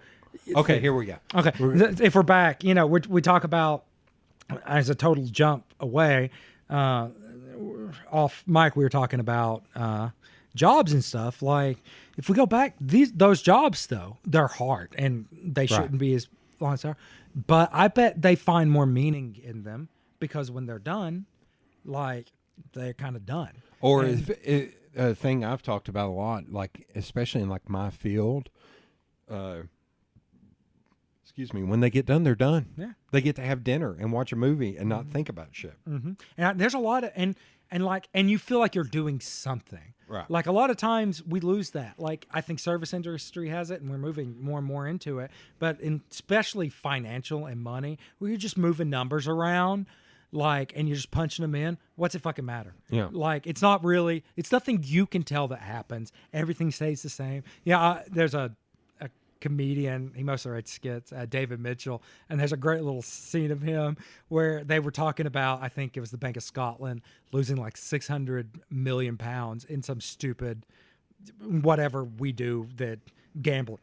Right. And he goes, it's got to be really hard sitting there at that computer and just being like, just put it back. Like it's nothing. It's just numbers on a screen.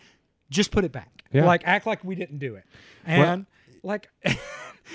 and people are appalled, but money's not real. We make it the fuck up. It's just a social agreement. It's all right, Tyler Durden. Well, so it's funny because I'm not like you would think that I would be more pro cryptocurrency, but like at least the idea, the societal agreement was originally gold backed.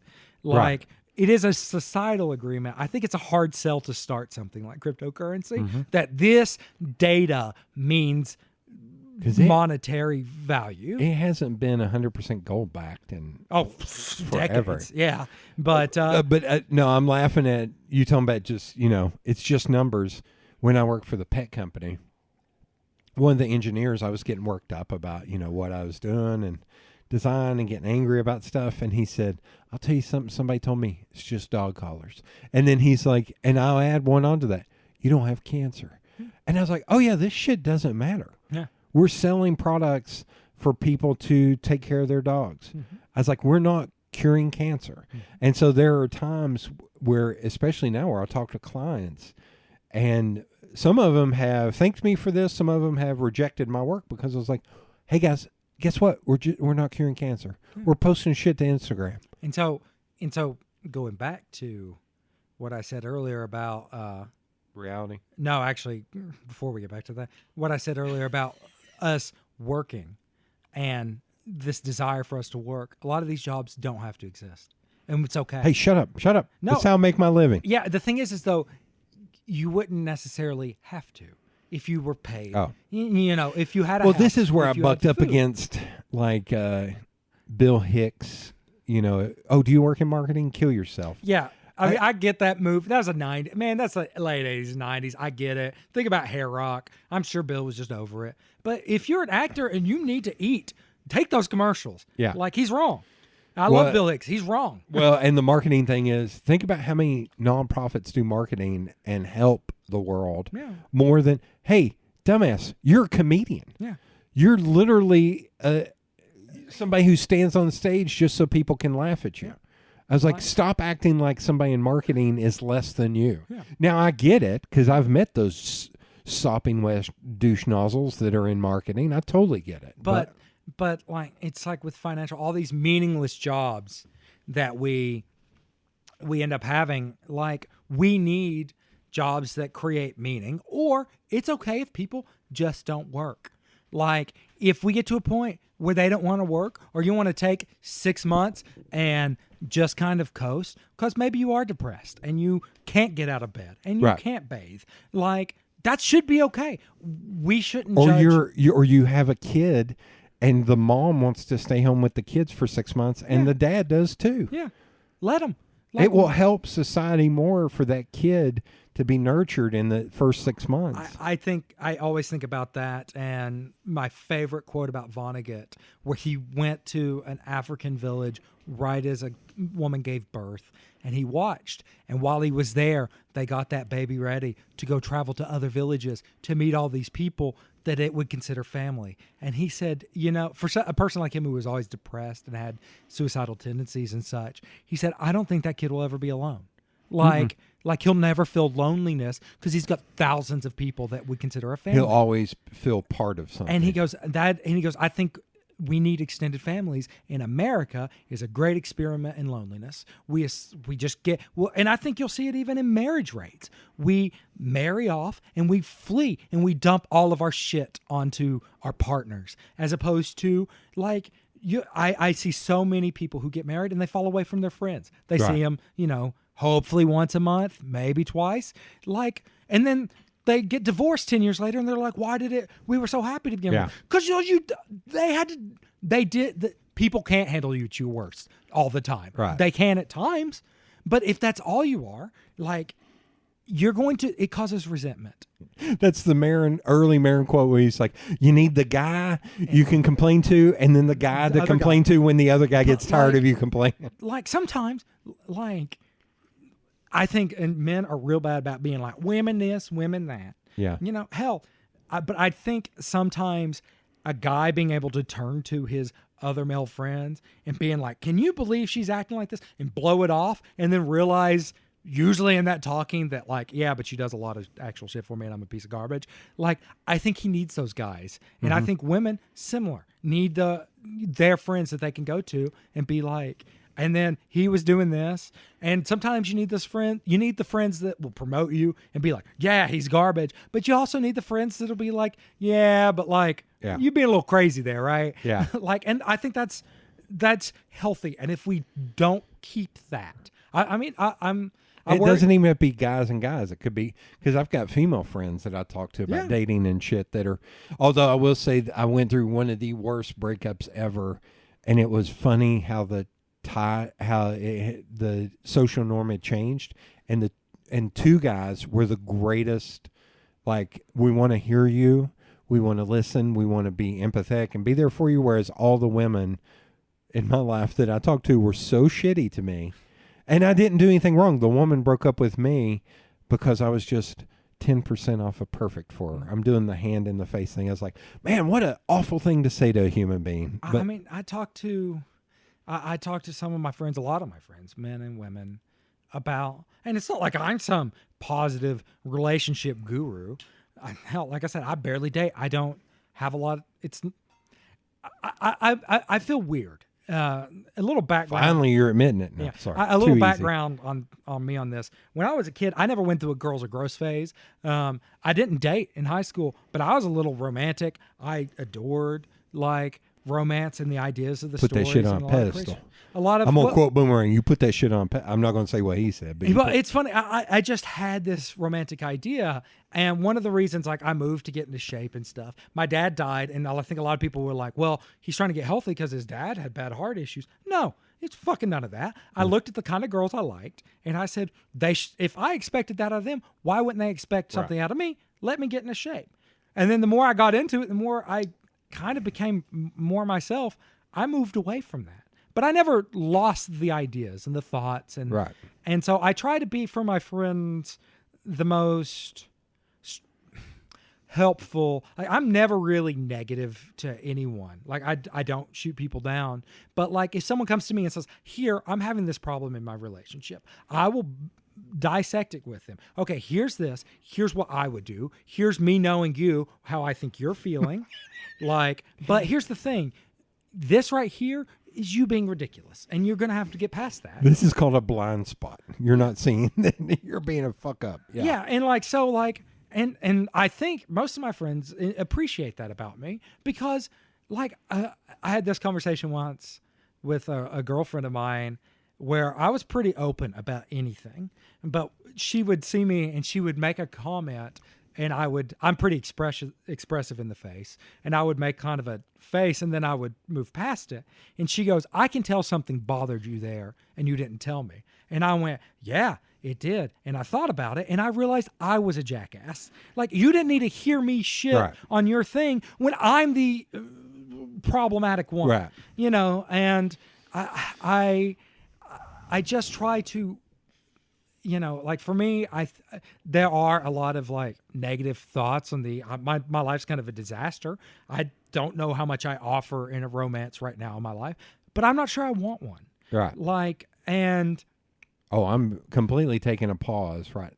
Took a big pause and then taking another pause. Just being like, I think I'm good for right now. I gotta fix some shit before I'm ready. Well, it takes it. Like, I recognize what I can offer. And as someone, like I said, that isn't all that sexually driven, like, I'm not even going after that. I am always try to live up to a version of myself that I like. But a lot comes with that. I'm a nerdy motherfucker. I collect shit I shouldn't do. No, we didn't talk about Pops for an hour and a half before we got on mics. Yeah, like, I collect stuff that is ridiculous. I built talk about bad neoliberal policies and me buying trinkets and shit. But I bought... Listen, I like how that butt was very quick. But listen, there's no ethical consumption under capitalism. To go with the quote, I built an Infinity Gauntlet Lego the other day, and it is wonderful and the best Lego I've ever built. So I will say it's funny. I think the funniest thing that I've seen that kind of correlates to what you're saying is how many times two people get in a relationship and then one person will tamp down what made them interested in that person, to where I had a woman, I'm going to sound like He-Man woman hater, that came over here and told me I needed to take all this shit down off my bookshelves. All the Pops, all the photo, everything. She was like, no woman's going to look at that and still want to fuck you. And I was like, I have scientific data that would prove otherwise. You need to just lean into it. I used to laugh. Last apartment I lived in, when I set up my bedroom, like with all my bookshelf and all my stuff on it, I sent a picture to my sister. And I said, look at it. And she goes, oh my God. And I said, I know, it says, please run now, right? But on the flip side, I love telling this story. It's me. I'm never, the thing is it's us. I'm not going to not be this because it's a lie. Right. Like, and you shouldn't build that. If a girl doesn't want that, fine. So the thing I learned is having stuff like this and just owning this attracts the right people because it shows your confidence in yourself. Yeah. So I still love this. It's somebody who spent the entire drive from Chattanooga to Knoxville after we saw a show yelling at me because and I've had two people do this, who yelled at me because they thought I brought up my size almost as a gimmick or something. That I was like, no, everyone else brings it up. Sometimes I'll say something just to beat them to the punch. Also, if it is a gimmick, who cares? It is kind of a gimmick. It's comical. Like, it is, like, your I love that. It's comical. Yeah. Like, your size is ridiculous. Like, Yes. people don't come in your size. Yeah. And so that is just something you're like, yeah, I'm a giant thing. Yeah. It doesn't work. Like, But I had two people yell at me because I called my company Feral Giant. They're like, ugh, it's just, you're just, and just kept going. But this person went off on me because I'm going to come around to why this person, I don't. And then later on, we were at an event and they got super fucking drunk.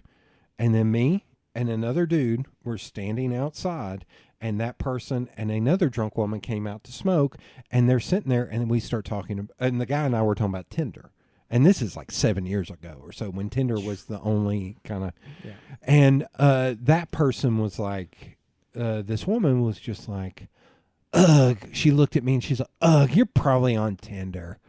And because she was too. I said, yeah. She's like, let me see your profile. And she went through it and shit all over my profile.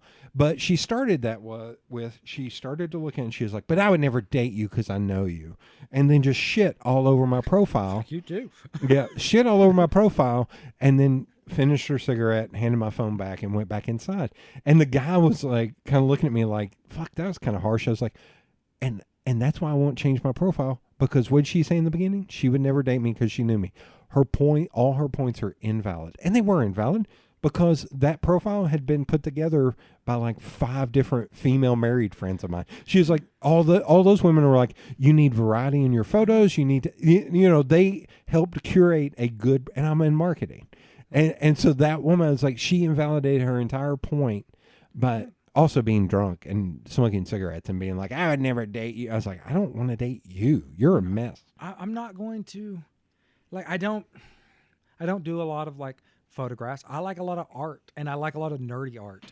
Like, I buy posters by You're literally wearing a shirt that you had created. Yeah, of a superhero. I like badass women.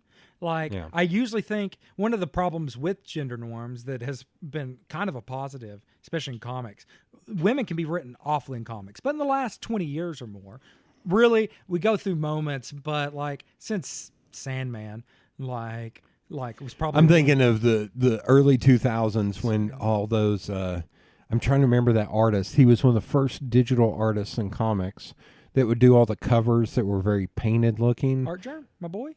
No. Oh. This Greg Horn, maybe, that he literally took...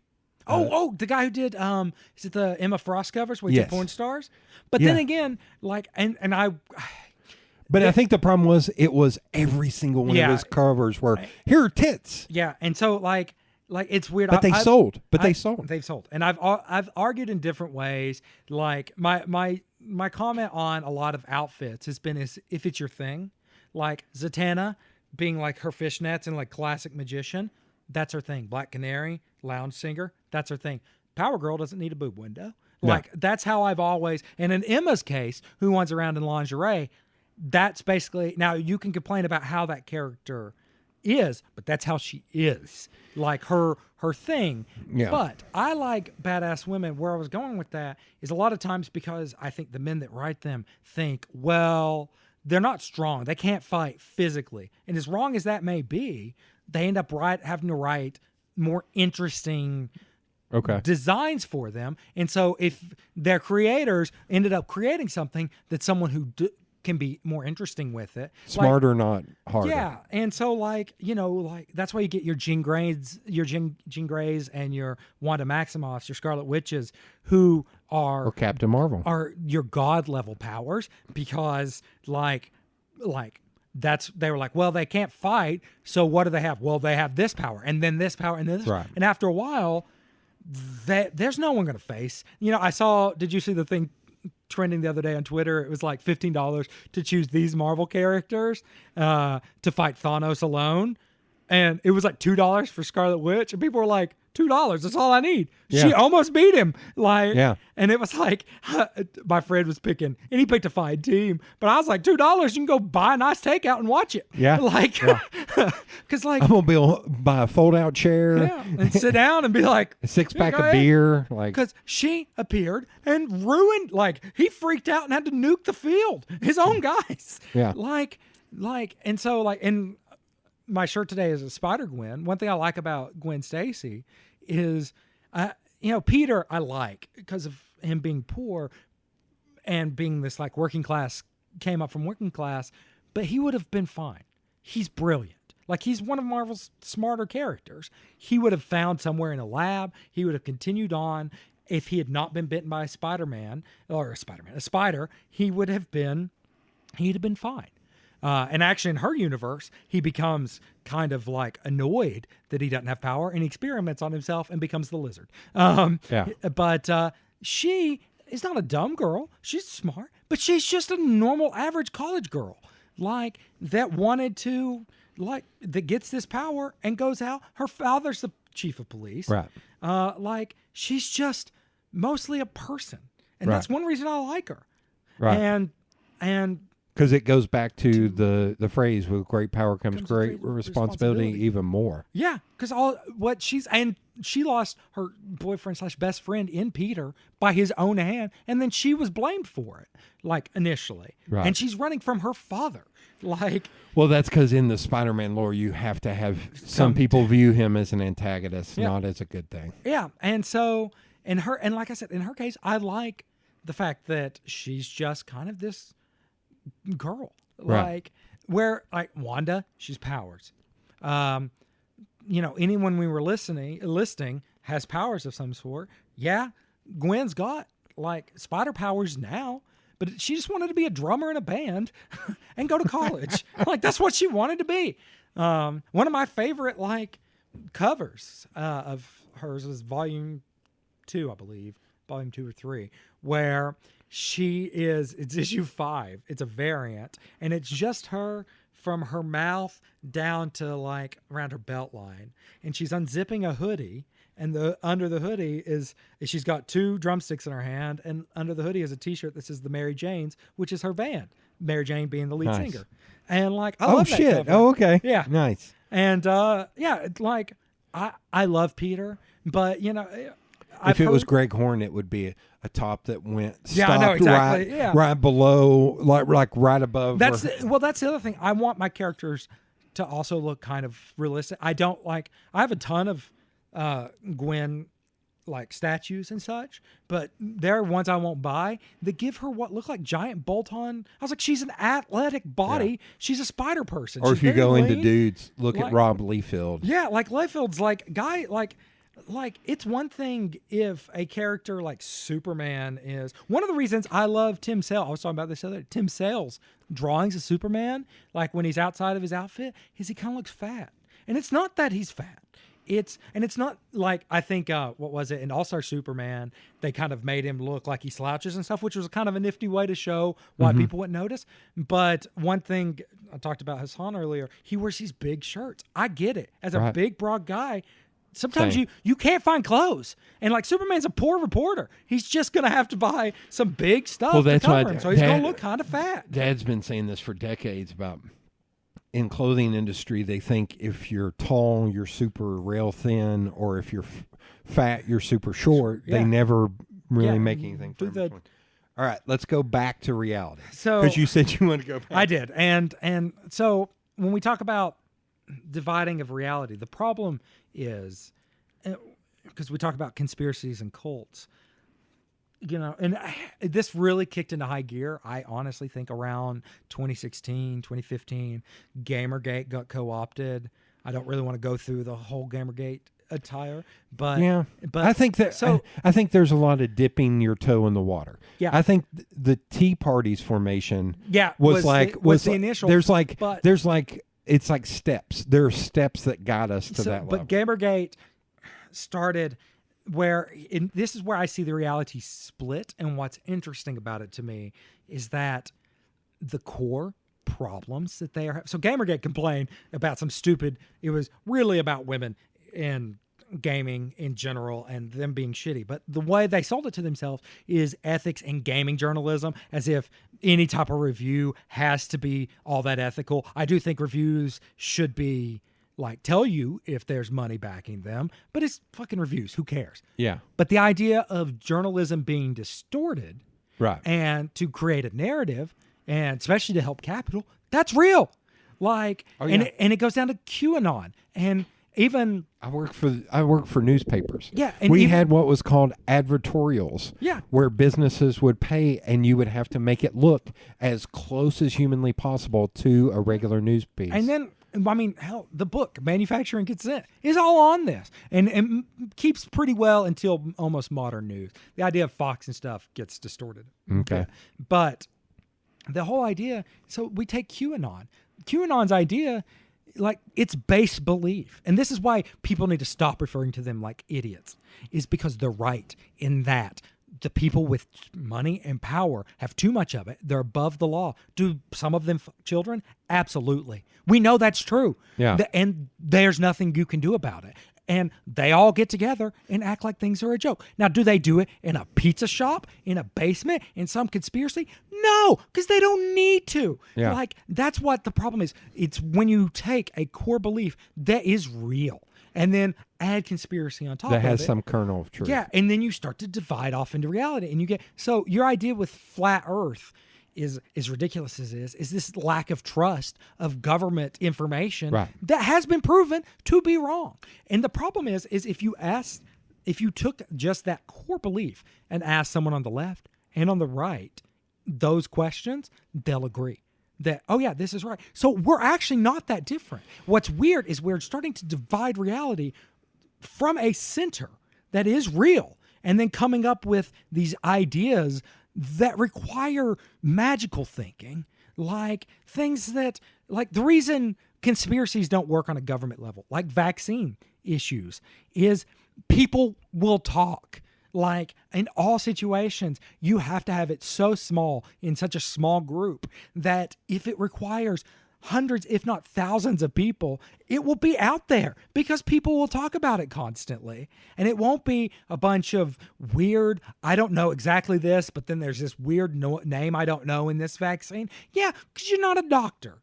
It's like it's... Well, that's like I saw a meme that said, oh, wow, all these people who have magically had doctorates in science now are learned on Afghani relations. Yeah.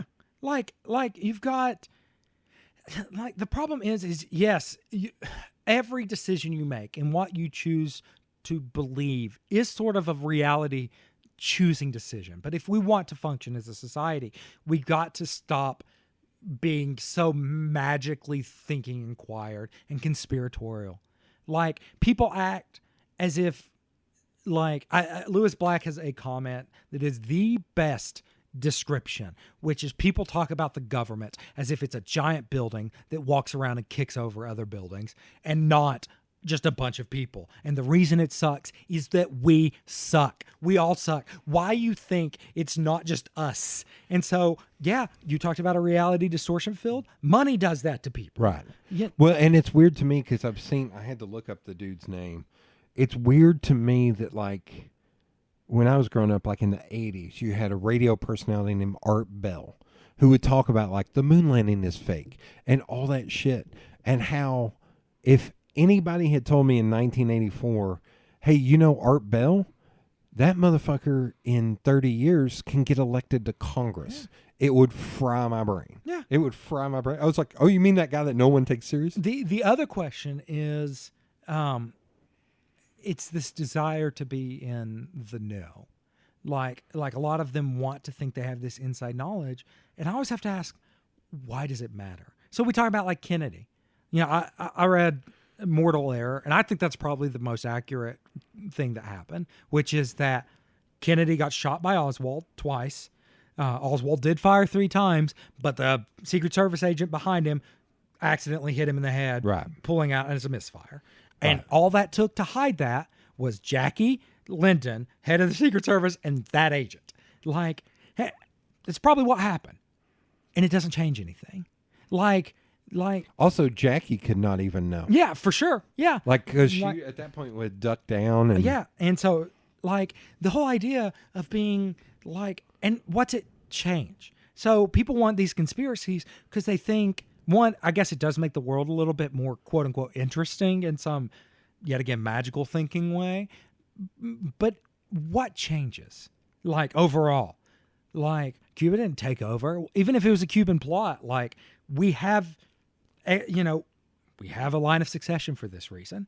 It's not unbelievable that someone can just kill a president. Well, that's like, there's a podcast I finally listened to that came out last year that was huge called Wind of Change. Do you know about this one? No. It was saying, did the CIA write the song Winds of Change by the Scorpions to help bring down the USSR? And it's a great podcast because they get into, like, there was a point where the CIA backed Louis Armstrong to go to, like, the Congo to build American relations. They did that with Nina Simone. They did that. Nina Simone did not know that happened. Oh, like, the CIA has done so many coups and caused so many. That's not really that much of a conspiracy. Like, when people are like, oh, it's this conspiracy, I was like, no, it's a superpower flexing its muscle. Like, I hate it. I think we shouldn't do it. I think we should be called out for it. So Hassan has clarified it. But what time? But can I, sorry, stick a pin in that. But there's part of me that I'm going to go back to something you said earlier. You're like, hey, it's a little part globalization. Oh, yeah. Like what you're It's a lot saying. part. But earlier you said, hey, but I can meet someone in China because of the internet and be like, holy shit, that's just a person. Yeah. How is it not argued the other way around? Like the people in the Congo maybe told Americans are terrible. Absolutely. And then Louis Armstrong comes in and is like, no, this dude's amazing. Like to show that American exceptionalism. And that's how you can how you can often That's do you it. can argue. The problem is the other thing is our biggest jobs program is the military industrial complex. Like, if we started thinking of it like that, we'd actually realize there's a conspiracy theory that that's not a conspiracy. That's just what we do. No, but that nobody wants to go down that rabbit hole. Yeah, like that. It is just our jobs program. That you want to talk about how we fund most of our stuff in this country. It's the government paying different aspects of the military-industrial complex. That's most of our jobs. It's basically the government paying for jobs. Right. And so forever wars exist for a reason, so they can continue paying for Again, jobs. my argument for 2 decades now has been why we don't take bring a lot of the troops back And build our infrastructure. and work on infrastructure or Why? building up Again, my point is building out and fixing manufacturing 'Cause it plants. doesn't make money for Raytheon Wait, it doesn't make as much money. as much money. Yeah. So Because it's the they same can't- problem. We because- could have done it in Afghanistan. Instead of putting in a shitty puppet government and letting them be a kleptocracy, Right. we should have took over, Yes. built schools, built roads, rebuilt their society. That's how you end the Taliban, who can chant death to the West. And when you're watching the West destroy your country for 20 years, you go, yeah, fuck those guys. ISIS. Yeah. Well, that's the asterisk. The only asterisk I would add is work with the communities to Yeah. help rebuild the I community. mean, we need that here. Yeah. Like, Okay, sorry. And so I interrupted and you. going on to, like, so we talk about globalization in that sort of way, and it's something we've all, like, societies have always done. The empire does that. Right. And it is, I think we should be beyond a little bit the ways we handle it. But as far as like, sorry, my brain lost the initial thought. You were there. talking about Hassan for a Yeah, second. so Hassan got in a little bit of trouble because he was watching one of the Dan Crenshaw's interviews, and Dan said some dumb shit, and he paused it, and he went, "Fuck it, we deserve 9/11." Like, after he said that, and so he got asked on, like, the interview. He says, "Do you think we deserved it?" And he goes, "No, like, I think that it was inevitable because of these things that we do." Yeah. Like, of course it's going to happen. We do more than 9/11s globally to everyone every year, and we get a 3,000 death, which is a tragedy and awful because it hit home. But that's nothing compared to the multiple lives we ruin daily. Like, and I don't think it should have happened because I don't like violence. I don't think any of No, I'm it going should back to the But amazing thing to me about that there are people that will call every person in the Middle East, because they don't know the difference, because they're uneducated, shit on them still because of 9/11, but then would march into the Capitol on Al-Qaeda, baby. January the 6th and put a Confederate flag in Congress, which the South never did during the fucking Civil War. Those are the people who are saying, well, these, I'm not going to use terms they would use, are terrorists and all this. Like, no, Bubba, you're the terrorist. Yeah, Al-Qaeda and Talabama were my two favorites. Alabama. but Yeah. but it's actually surprising to me that we don't have more how awful we are to a lot of these countries. Right. And you're right that with them not understanding, hell, 14 of the 17 hijackers were Saudi Arabian. Yeah. Who is one of our biggest allies? in Saudi there? Arabia. Yeah, because of money and Well, oil. I go back to, and I think you and I have talked about this before, like when 9/11 happened, I sat there for a week and was like thinking about joining because I was still 20 something, and how I said at the end of the week, I was like, you know what? We're not going to attack the people who attacked us, and I have a little sister, and I don't want to leave her without a big brother because of this shit. I was like, so no, I'm not going to join because we'll never do what's right. Nope. So I was like 22, and I knew that shit. Yeah. Like, and there are people now that still don't get that shit. Like, Yeah. I'm not patting myself on the back. I was like, Here- you know, you're worried about a fucking pizza place in D.C. about people fucking kids in a basement that doesn't even actually exist, and yet you won't see what's literally right in front of you. The other aspect is you do this. Another reason you don't give people money and you keep them poor is it keeps your army full. Because one way out is recruiting. Well, I will say, Sure, so it fucks them up, and the VA won't help them afterwards. But West Wing made a very interesting point. West Wing was fascinating because they brought up a lot of real world shit without you know, even though it was seen through rose tinted glasses. and it was a little too like neoliberal. Yes. In hindsight, But one of the at the time, But one of the things they said that I found fascinating that I ended up looking up, and it was true. It was like in the late 90s, early 2000s, there was a coalition of black congressmen and stuff that were trying to kind of tamp down some of the taxes because some of the first black millionaires some black people were finally going to become millionaires, and it's like, fuck, now you're going to take our money the minute we become millionaires. So there was like a section that was fighting taxes, but for that reason. And I think that's part of the problem is you have people right now that are like a firefighter. I'm not going to shit on them. They're a firefighter. They're like, well, I could be a millionaire one day, so I'm going to keep fighting for taxes to be low because eventually, and I was like, you're not going to be that. which is also You are literally a cog in the machine that your overlords will not let. There sounds conspiracy theory that will not allow you to go upwards, move upwards. also which is surreal to me. Like the problem is we do spend taxes on garbage. And Yeah. but it's weird to me that you would think that if you would get into a tax bracket high enough that the money you would take home wouldn't be enough at your current level. Well, I will say it was kind of fucked up. Like when I went working for the pet company back to the paper, that was the most money I'd ever made in my life. And you probably got text higher. I got taxed higher to where when I looked at my take home, I was like, also our insurance was which is another. So I got charged more for insurance. Something that you should get rid of. Yes, and I looked at my paycheck. It's like, son of a bitch, this is only like $200 more. I got like almost like a $15,000 raise, and it equated down to $200 And that kind of every shit 2 weeks. It's ridiculous. Like it should not be that people at that level are getting hit that hard. I almost It should feel be like considered. if you are a single person and you make less than like $40,000 to $50,000 a year, you should not have to fucking pay I taxes. think even higher. But at this point, 100,000. Like those levels are so small compared Yes. to what we allow businesses. Yes. And Well, and I would say for an annual household income, if you're making less than and I also think child care and university should be tax credit. also, it's going to be. It shouldn't be. It should just be something that's provided. But I forgot what our next. It's not going to be CRT. It's inflation. That's going to be the next thing. I can already hear it running. Oh, you it's think so? It's inflation. It's irrelevant. Like it's just they're already pushing it, and I think they'll keep trying. I haven't It's seen that funny. one yet. You'll see. Like when we gave people money last year, economy did well. Turns out poor people actually spend money Yeah. because they don't. That's why you should. Yeah.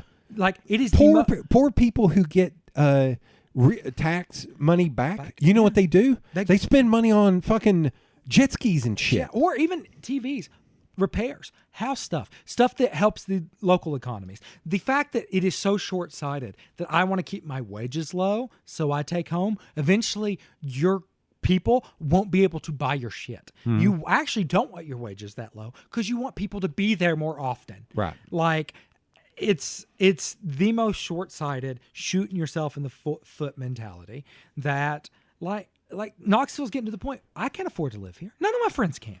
No. Like, and it's Knoxville.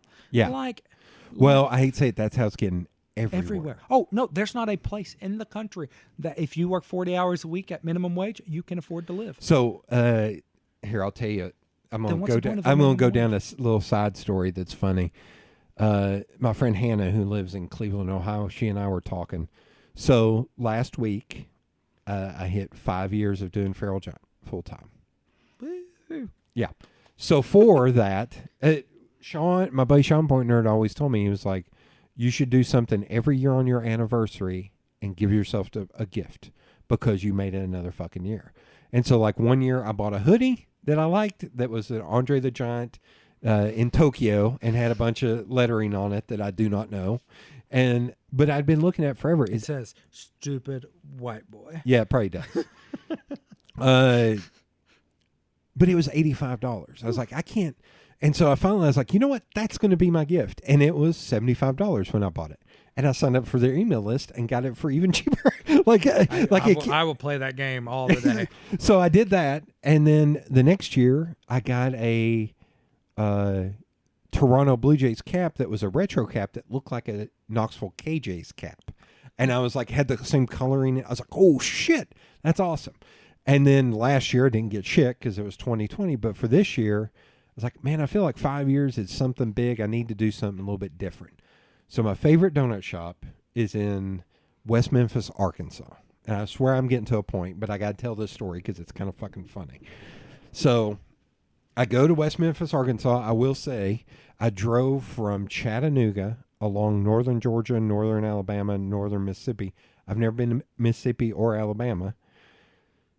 Gorgeous drive. Never drive up through Nashville. Take the extra 2 hours, go down Chattanooga and drive that way because it's a much better drive. Because you're not on the interstate. You're not having to deal with Nashville. And we don't deal with Nashville around here. No. That's the middle of the state. That's a bullshit. Some hipsters. What I call it, Brooklyn South. Now, but I got there, got up in the morning, drove across the bridge to West Memphis, Arkansas to Howard's Donuts, walked up. I took a picture of the sign. The sign was in pretty bad shape. I was like, fuck. And I noticed it was smaller. They had sold off a portion of it. And I walk in. West Memphis, Arkansas took masks seriously. Memphis did not. Yeah. So I walk in and I put on my mask. And there's an old cop in there and the woman who worked there. And they're like, you're not from here, are you? And I was like, no. And they're like, well, we know she's taking a photo. I was like, this is literally my favorite donut shop in the world. And he was like, not anymore. And he just shit talked the whole time. Turns out the owner, fuck it. The owner had died last year and his wife took over and she didn't like donuts and she had run it into the ground, air quotes. So I'm sitting there listening to this and he is just bitching. I'm like, God, shut up. And I was like, oh, I can't eat here. Shit, I can't eat here because they're taking this seriously. I was like, good. I'm glad they're taking it seriously, you know. But damn it. I was like, so I can't sit right over there. And she's like, if the owner came in, they would be Not happy. very angry. I was like, okay, totally understandable. Also, I wanted to go use my sales tactics and be like, I drove all the way from Knoxville. If she shows up, point her at me and say, look at the size of him. That Peckerwood cop over there's guns not going to take this fucking elephant down. It's like he just decided to stay. We called the law. They'll be here any minute. Whatever. So then I go. So I'm just stealing myself. These donuts are going to suck. I got a dozen and 2 apple fritters. It's like, damn it, these donuts are going to suck. All they did was shit talk the place the entire time. That cop did. The woman who worked there could not have been kinder. And then So I get them. I try to go back across the bridge into Memphis. There's the Riverside Drive. I thought there was a park. I was like, I'll get in the park. No. Memphis as a city could use the Biden infrastructure because the roads are fucking awful. All of our roads are getting worse. So I finally... Our bridges are falling. Thank you, Bass Pro Shop, for investing in the pyramid, because then I was able to park in their parking lot in the shade because it was miserably hot. And I went to eat my first donut. I was like, this is going to suck. This is going to suck. Took one bite and I was like, holy fuck, it's even better than I remembered. I wolfed down 5 donuts and half an apple fritter. I was like, this is better than I remember. I wish I had got more donuts. And I swear I'm getting to a point. So then I'm talking to my friend Hannah about this. And I'm telling her like the story about the people. And she was like, why don't you move to West Memphis, Arkansas and take over that donut shop and make it what it was? And I was like, holy shit, honestly, that if I had any money, I would do that. In a heartbeat, I would do that. I was like, again, that goes back to the big guy personality. I would lean into it then. Mm-hmm. You're for fuck's sure, like these brewers and stuff. The big guy with the big beard making donuts, of course. And so I started looking up. I was like, man, I bet West Memphis, Arkansas is cheap as shit to live in. I was about to say, get a beer license, serve beer at night. Yeah. Like around 4 o'clock, no more donuts, we're out. Yeah. It's beer. No, fuck that. Beer in the morning. I don't care. No, I'm making donut beer. Oh, donut beer. Yeah. Sure. So, yeah, I'm not kidding. We sell donuts until we're out. Whenever we're out, that's beer time. Yeah.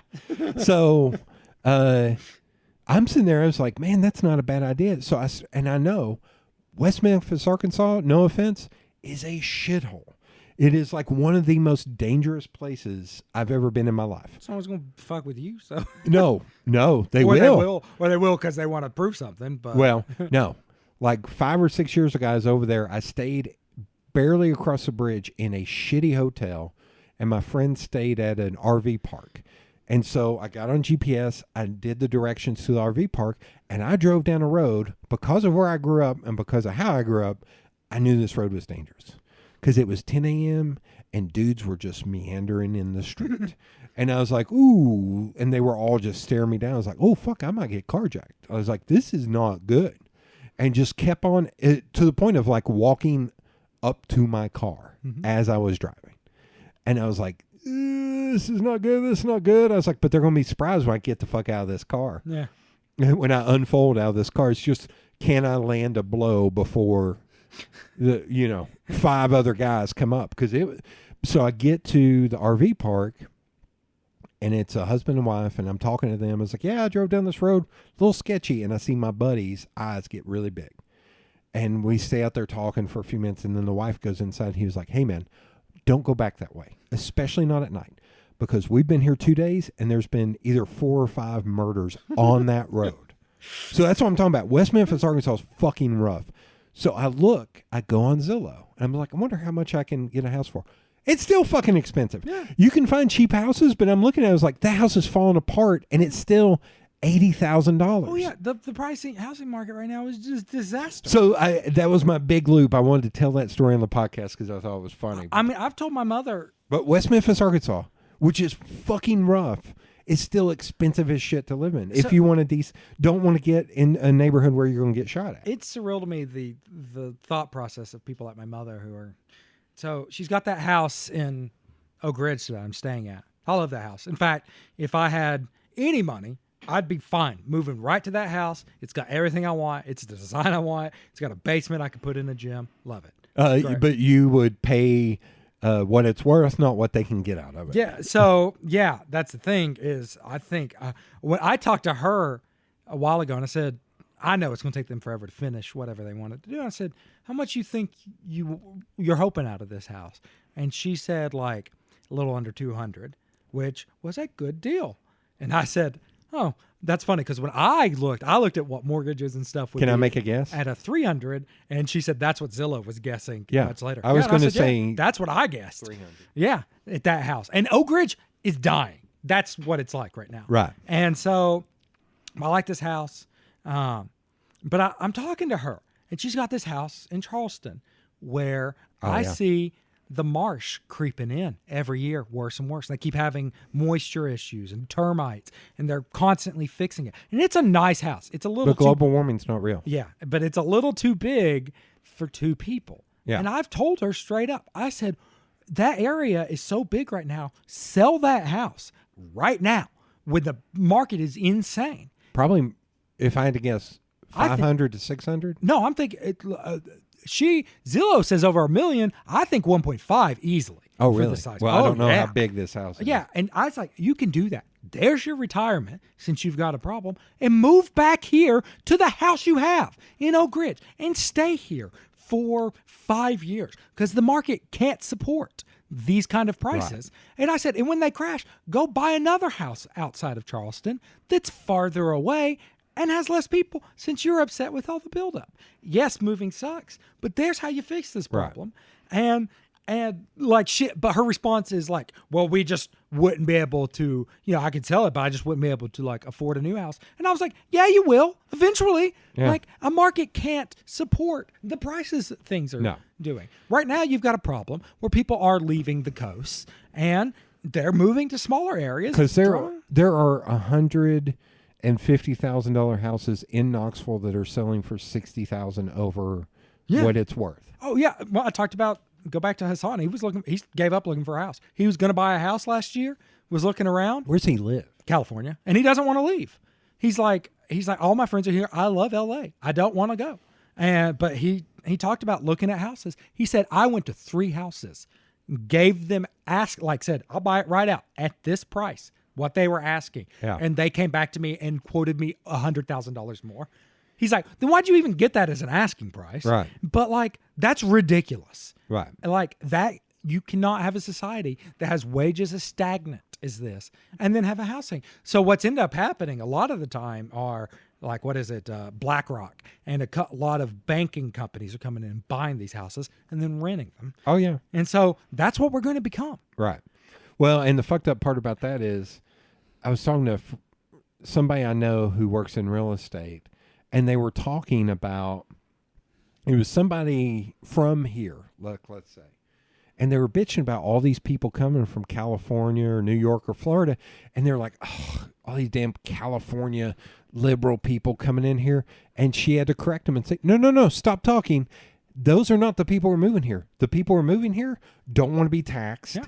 They are you. Yep. Stop bitching about them because it's just more of you coming in. But here's the thing, and this was interesting. I did talk about this a little bit with a conservative that liked my first tweet before he got into it. I said the demographic is going to change here because, they are conservative Californians, but they still like they like the California social progressiveness in certain ways, and so they will vote more Democrat versus versus a wrestler libertarian. Right.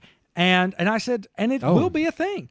And I said, but it's not. They act like it is partially the taxing, but if you actually look at the demographics leaving California, it's actually the middle class people who can't afford to live there anymore. Right. It's literally just they can't afford it. Well, and a handful of actors and comedians who are acting like they're been oppressed in California. I was like, you lived there for 25 years. Stop acting like it just happened now. And they moved their quote unquote business to Nashville, and they live in Miami. I think that's or they moved to Nashville or Austin, and they're able to because they're able to pay $2 million for a house. And also Austin is liberal. They don't actually like the conservative idea. They like the quote unquote liberal progressive shit. It's just the taxes they don't want to pay for it.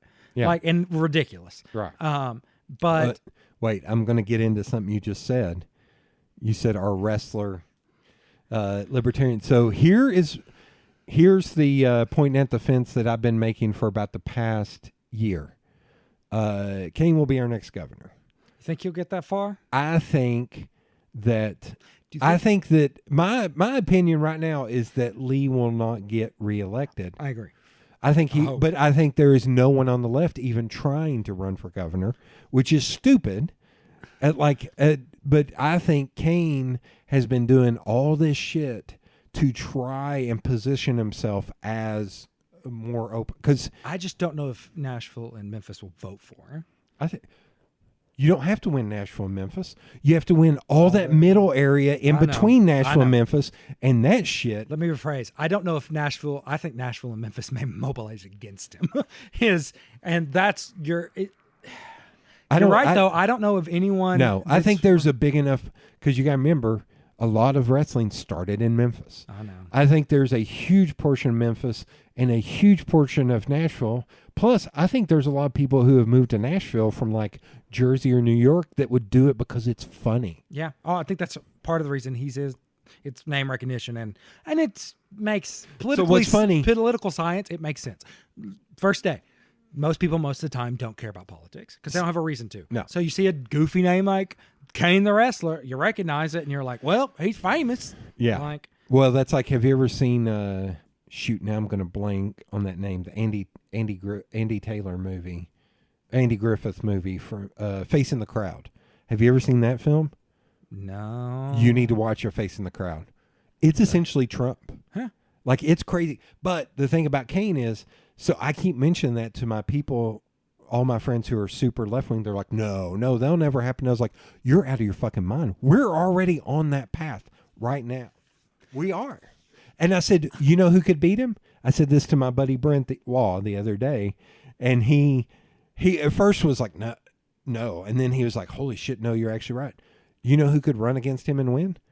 If Randy Boyd decided he was a Democrat, he could win. Because here's the thing. Randy Boyd actually is a Democrat.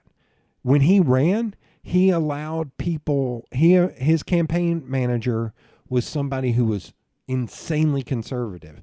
If Randy Boyd actually acted like Randy Boyd, he would be a Biden Democrat. Yeah. He would be a middle of the road. The problem is it's populism. Well, the thing with Randy Boyd is he could outspin Kane on a level that is uncomfortable. And if he actually leaned into all the good he did, he could actually outflank Kane on both sides. I still think so. You get Trump again. Like we talk about Trump as if he's not an inevitability due to his populist rhetoric. Right. I think it's insane that you would buy it from someone like him, but I get yet again going back to core values, like the core problem. He's right. Washington is a swamp. It does need it. Fuck all those guys. They do suck. Yeah. Like now, why you would think a New Yorker who built a tower out of gold and shits on a gold toilet could come in and clean that up is beyond me. But a lot of his complaining. Don't forget, has been married 3 times, cheated on 2 of those wives, and claimed family values, and he's a good Christian man. Yeah, and can't really quote the Bible. It's like if in 2004 you had looked at Trump and said, so would you consider yourself a Christian? He'd probably laughed his dick off at you. But the one other thing, and I think I even hear this from the left, he's kind of funny. His shit is often crass, but people leftists will go to his rallies sometimes and they'll talk about the crowd's laughing along. I think it sometimes sounds like gibberish, but they know kind of what he's talking about. Yeah. And they're laughing. And he goes, so I get it. He's speaking to a working class that feels left behind. And that is a problem because that's populism. A lot of rappers used him in their songs because it was all about floss and flexing, man. Yeah. And it is a working class that will rise up eventually. And so the idea that the future in politics is going to be a division between populist left and populist right, I think is right. I think that's what we need to do. I think Glenn Jacobs also believes that and leans into it. In this whole household, we only refer to him as Kane. Okay, well, he's not worthy of having. And Kane leans into it. Yeah, that's why you get your "I don't want to wear no mask." That idea is masks are annoying. Yeah. I get it; they are, and they are. The messaging was so bad on them. Even if you try to sell it to people as you're helping your neighbor, which is what we should do. We need to start promoting things as we're helping our neighbors. Well, one of my friends brought up a fantastic point. He said, here's how you know Trump is dumb. Because if at the beginning of the pandemic, he would have made Make America Great Again masks, he would have made hundreds of millions of dollars. And he's a dumbass for not doing that. Yeah. And encouraging masks. And Or the other aspect, so this is the time where I'm like, maybe the government should lie to you. When they came out, they should have been like, yeah, it protects you against COVID. Like, there's a side of me that's just like, fucking tell people that. Because you know what? It needs, like... Wait, what did they... Like, so basically, originally, they're like, we don't know. You know, the real reason you wear a mask is it protects other people. But, like, even to this day, people don't have that narrative correct in their brain. No. Like, they're like, I'm vaccinated. Why do I have to wear a mask? You can still transfer it. Well, that's the whole thing now of like people who are vaccinating getting sick. Yeah. And people on the right are really quick to point that out. And then somebody actually crunched the numbers of all the people in hospitals in the state of Tennessee.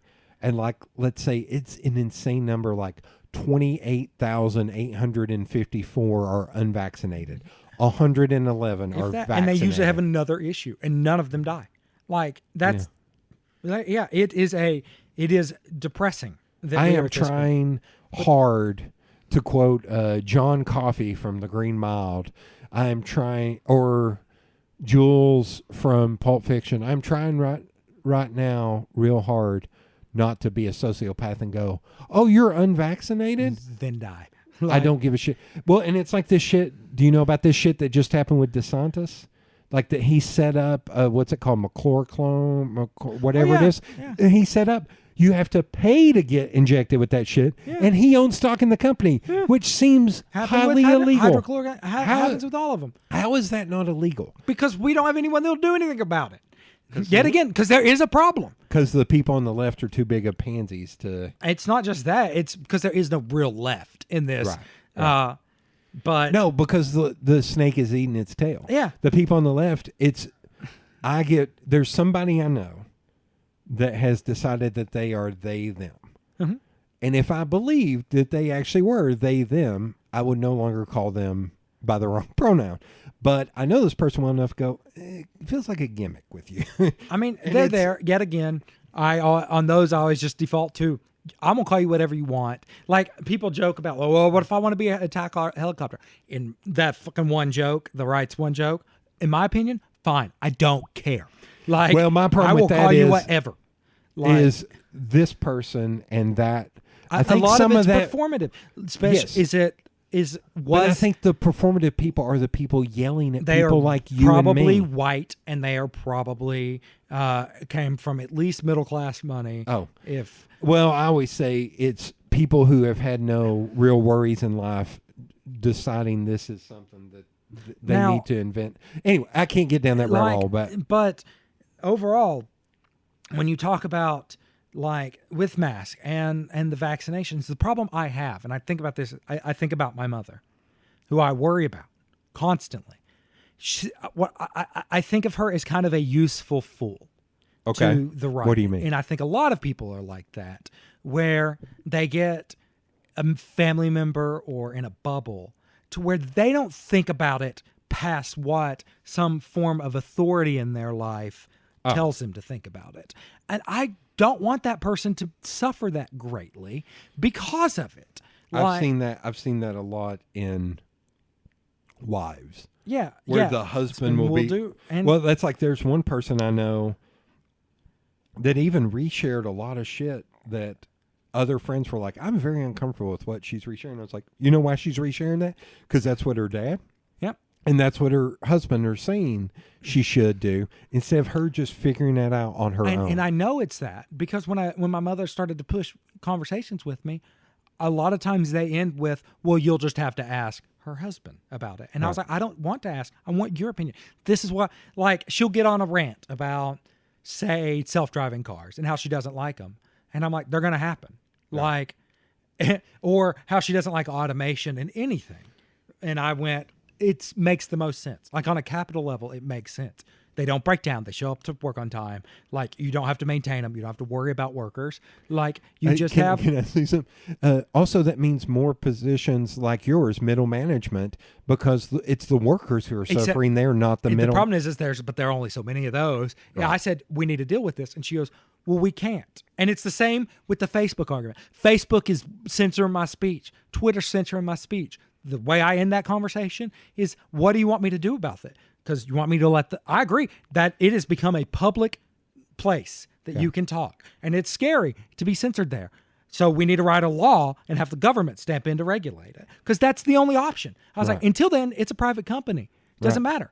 Right. And they go, I want to complain about it. That's what it is. And it's like, your answer has two things. Either they get to do it because they're private, or we agree that it is a public space now, and it is public and they can't do it. And thus the government has to regulate it. Right. Yeah, that's the funny thing. That's the funny catch-22 on that of like, we want less government except for when it benefits them. Exactly. And it's always, so it's the same thing. There's these people, the useful fools, don't think through to the end of their reasoning. They just get told. So currently, my mother has a holistic doctor that I had a feeling, wasn't sure, but after currently, who's like, I'm not going to get the vaccine. And then she listens to nothing but what her husband listens to, and her husband's an idiot who thinks he's smart. And he's smart in engineering. Right. But, and this is a problem, I'm sorry for any engineers who listen, but they are taught rightfully to think in a very specific way. Right. And then they extrapolate that to all types of thinking. Right. And it is why engineers are usually the most conservative and most religious of all science. And you're not even real science, you're just applied. So that's my joke. I have 4 engineers in my family currently. Well, and when I worked for the pet company, I worked on a team where all but 2 of the people on the team were engineers. So it was fascinating to me because they would always, I'm not kidding, they would say to me, they're like, oh, you're like put the daisy in the gun kind of liberal. They would keep calling me liberal. I was like, you keep painting me with that picture. You don't know shit. You're just saying that because I can do art for a living. Yeah. I was like, it's so funny to me that you all are painting that.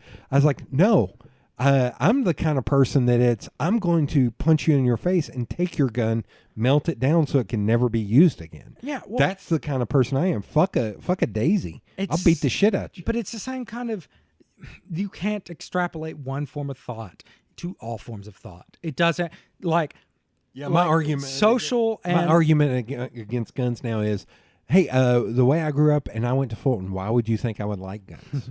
Like, social. Yeah, there you go. Social and political thought isn't black and white. It can't be simplified usually. Also, that's where the CRT complaint comes down. Also, I hate the government as much as all of these right wingers hate the government because it's except they don't actually know. If you talk to them, they don't know why they hate the government. So I'm going to quote, because I only quote pop culture things. I'm going to quote the film Dave, where rest in peace Charles Grodin, where he said, if the government was run like a business, it would be bankrupt by now. Yeah. It would be out of business. But you don't want it to be a business. That's what I always tell people is... Oh, yeah, we've brought up this point before. You can't, like... I just mean inefficiency. I know. So a lot of it is you want it to be slow. Like, that's having a slow bureaucracy has one very good advantage. It's hard to make a tyranny out of it. Right. Like, it just is. And mine is more about wasteful spending. And it's true. We do way too much of it. But at the same time, like, you don't want, like, a lot of the services to make money, to be a profit motive. Right. Like, you want them to be services. You want them to be something you give back to your people. Like infrastructure. It can make money for people who are building the infrastructure, but the government doesn't need to make money off of it. Well, and I go back to God, now I'm going to blank on what it was called. The arts program in like the 20s and 30s. Yeah. Like, yeah, you want stuff like that because you don't want it to all just be, hey, we're building a new road for you. Yeah. It's like we're also beautifying your area. Yeah. We're also planting more greenways. Why? We're creating more greenways. It is beyond me that like Republicans don't lean into green energy more. They're such an easy tapped like market that is inevitable, and you get to take the high ground. Like, and you get to make buckets of money. Yeah. It is strange to me that Yeah. it is that's become, but everything's a culture problem. Even CRT, the problem with that is it is a discussion between, do we teach history as this binary of black and white, or do we, and not on the race, but that's hilarious that is a term. or do we teach it as a gray, which it is. Yeah. There's nothing like, when I talk to people, they talk about white guilt as the reasons people, and I'm sure it exists from stupid liberals, like that does exist. But when I tell people, I'm like, no, they deserve reparations because they did work. Like, and their families did work, and they have been destitute from it. Right. I don't feel guilty as a white person. I feel that is reasonable as a citizen in a society it was built off of. And again, because I don't represent black people, but I listen to the best thing you can do, listen to what black people want. There's a lot of black people who've stood up and says, everyone on the right still thinks we want cash. Yeah. We don't want cash. How about you send us to college for free? How about you let's go to private schools for free? Or give them cash. A lot of times cash does a lot, But that was their point of just like you stop there because it's this painting a picture of welfare queens. I'm going to use a term. Which was a disaster. The biggest welfare takers and causers are white people in Nebraska. Well, actually, are corporations, fucking Walmart. But yeah, it's a lot of black people have stepped up and said, a lot of black thought leaders have been like, you don't have to pay us cash. But you can give us credits to go to college. And the problem with that, I think you'll find, is actually another class issue. Give a lot of the poor black people cash, if they're in that family. Because I think if you do talk it's options. It's options, yeah. But I mean, free college, that stuff should just be for every citizen. Yeah. But give them cash. Because, yet again, when poor people get cash, they actually invest it in their communities. Yeah. They turn around. They start over. Magic Johnson is one of the richest black people. He may be the most rich black person in America right now. You know why? Because when he got money, he invested in black communities, in communities that nobody was spending money on. He built Starbucks. He built movie theaters. And people were like, why are you building Starbucks in these communities? It's like, you know why? Because they're not in these communities. They give employment to people in this community, and people see that and will then go there and shop. And the other thing, and I talk about this with Oak Ridge being a dying town, any of the towns, give people something to do. Like, you want to cut down crime from kids, give them things to do at night. Yeah. Like, just skateboard parks, no real authoritarian grip on it, just stuff to do. Yeah. Because I give them a place where they can go at 4 a.m. and spray paint a wall beautifully. I don't care. Give them movies. Give them things to do. Right. Because when people are idle and bored, they will get up to things. Yeah. And don't just think that putting in a brewery or a coffee shop is going to help. It's got to be stuff to do because people get bored. Right. And they end up hanging out with their friends. And as a guy who usually makes pretty decent decisions, hanging out with a group of friends can make you dumb. Yeah. We do some dumb shit. Yeah. Usually it's driving around on back roads at high speeds, hanging out on sunroofs. Never me, but I had some friends. Actually, I'm too much of a coward to be doing that stuff. I had a friend that, one of my favorite stories of him, he's going down a narrow 1-lane road, hanging out the sunroof while this other friend's driving about 80. And he's going, woo, woo. And they come around the curve, and there's a car. And somehow they pass each other without doing it. And the friend who was at the sunroof sat down in the car really quietly, closed his eyes for a bit. The other friend looked at him and goes, what's up? And he goes, sorry, give me a second. I'm thanking God for widening that road because I would be dead right now. Yeah. He goes, I saw death, and somehow God made it not happen. Yeah. He goes, that's the only explanation. I know where we are. Okay. So here, I've got other questions, but we may need to wrap up, get into, I do have one final question, but before I get to that, so is it your thought that the cultness of it all is just going to dig in and be more entrenched? I think calling it a cult others it in too much of a way. Okay. I think we act, I hate when people are like, well, Christianity is just a cult. I hate that kind of stuff. No, I think there is a human tendency to wander. We want to find meaning. I guess I look at a cult as in you're believing in something even though all the facts disprove it. But you got to remember the facts they're hearing don't disprove it. That's the reality talking about the reality. And the core problem is right. That there are issues out there that I would distrust vaccines in that pharmaceuticals are distrustworthy. Yeah. You get recalls just all the time. Look at the stuff that happened in the last week I think this morning with the family that is behind what is it? The pills that everybody's hooked on. Opioids? But the The main name brand. Yeah, I know which family you're talking about. but that they are trying to work out to where they can't be prosecuted. Yeah. After this trial, and I was sitting there reading the tweets, and people were like, "Fuck them! Yeah. Don't do that shit." But they'll probably get away with it. Right? Like, and so obviously something's fucked up. You're right to be upset. Like, and so calling it a cult worries me. And I got to remember, there are a ton of useful fools out there. And I feel for them. I don't want my mother sick. I don't. And a bitter side of me, like, I've had friends that are like, well, she can get sick, or maybe, her idiot husband can like die. And I was like, she'll never recover emotionally from that. Like, I don't want either of them sick because they're trapped in a bubble that your guy, OxyContin. yeah, Oxy. Okay, yeah. Like, but your guy that deprograms Nazis and KKK, it takes a lot. Yeah. To do one person. Yeah. I've got a friend, the one I'll see today, who fell down Gamergate, and he's not great. He's always considered himself a middle of the road rationalist kind of individual, but it's taken a long time of me pushing very gently against him. I don't have large leftist tirades with him usually. It's just little small things. And when he goes down a path, usually it's like, yeah, that person is dumb. Some leftist said something dumb. Yeah, that's a dumb comment. No one cares. It's irrelevant. No one's listening to them. Just to keep it in his mind that it's so easy to fall into that little hole. Let's pull you out. And he is better than he was. Okay. And some of that, I think, was working at Walmart. That helped again. Oh.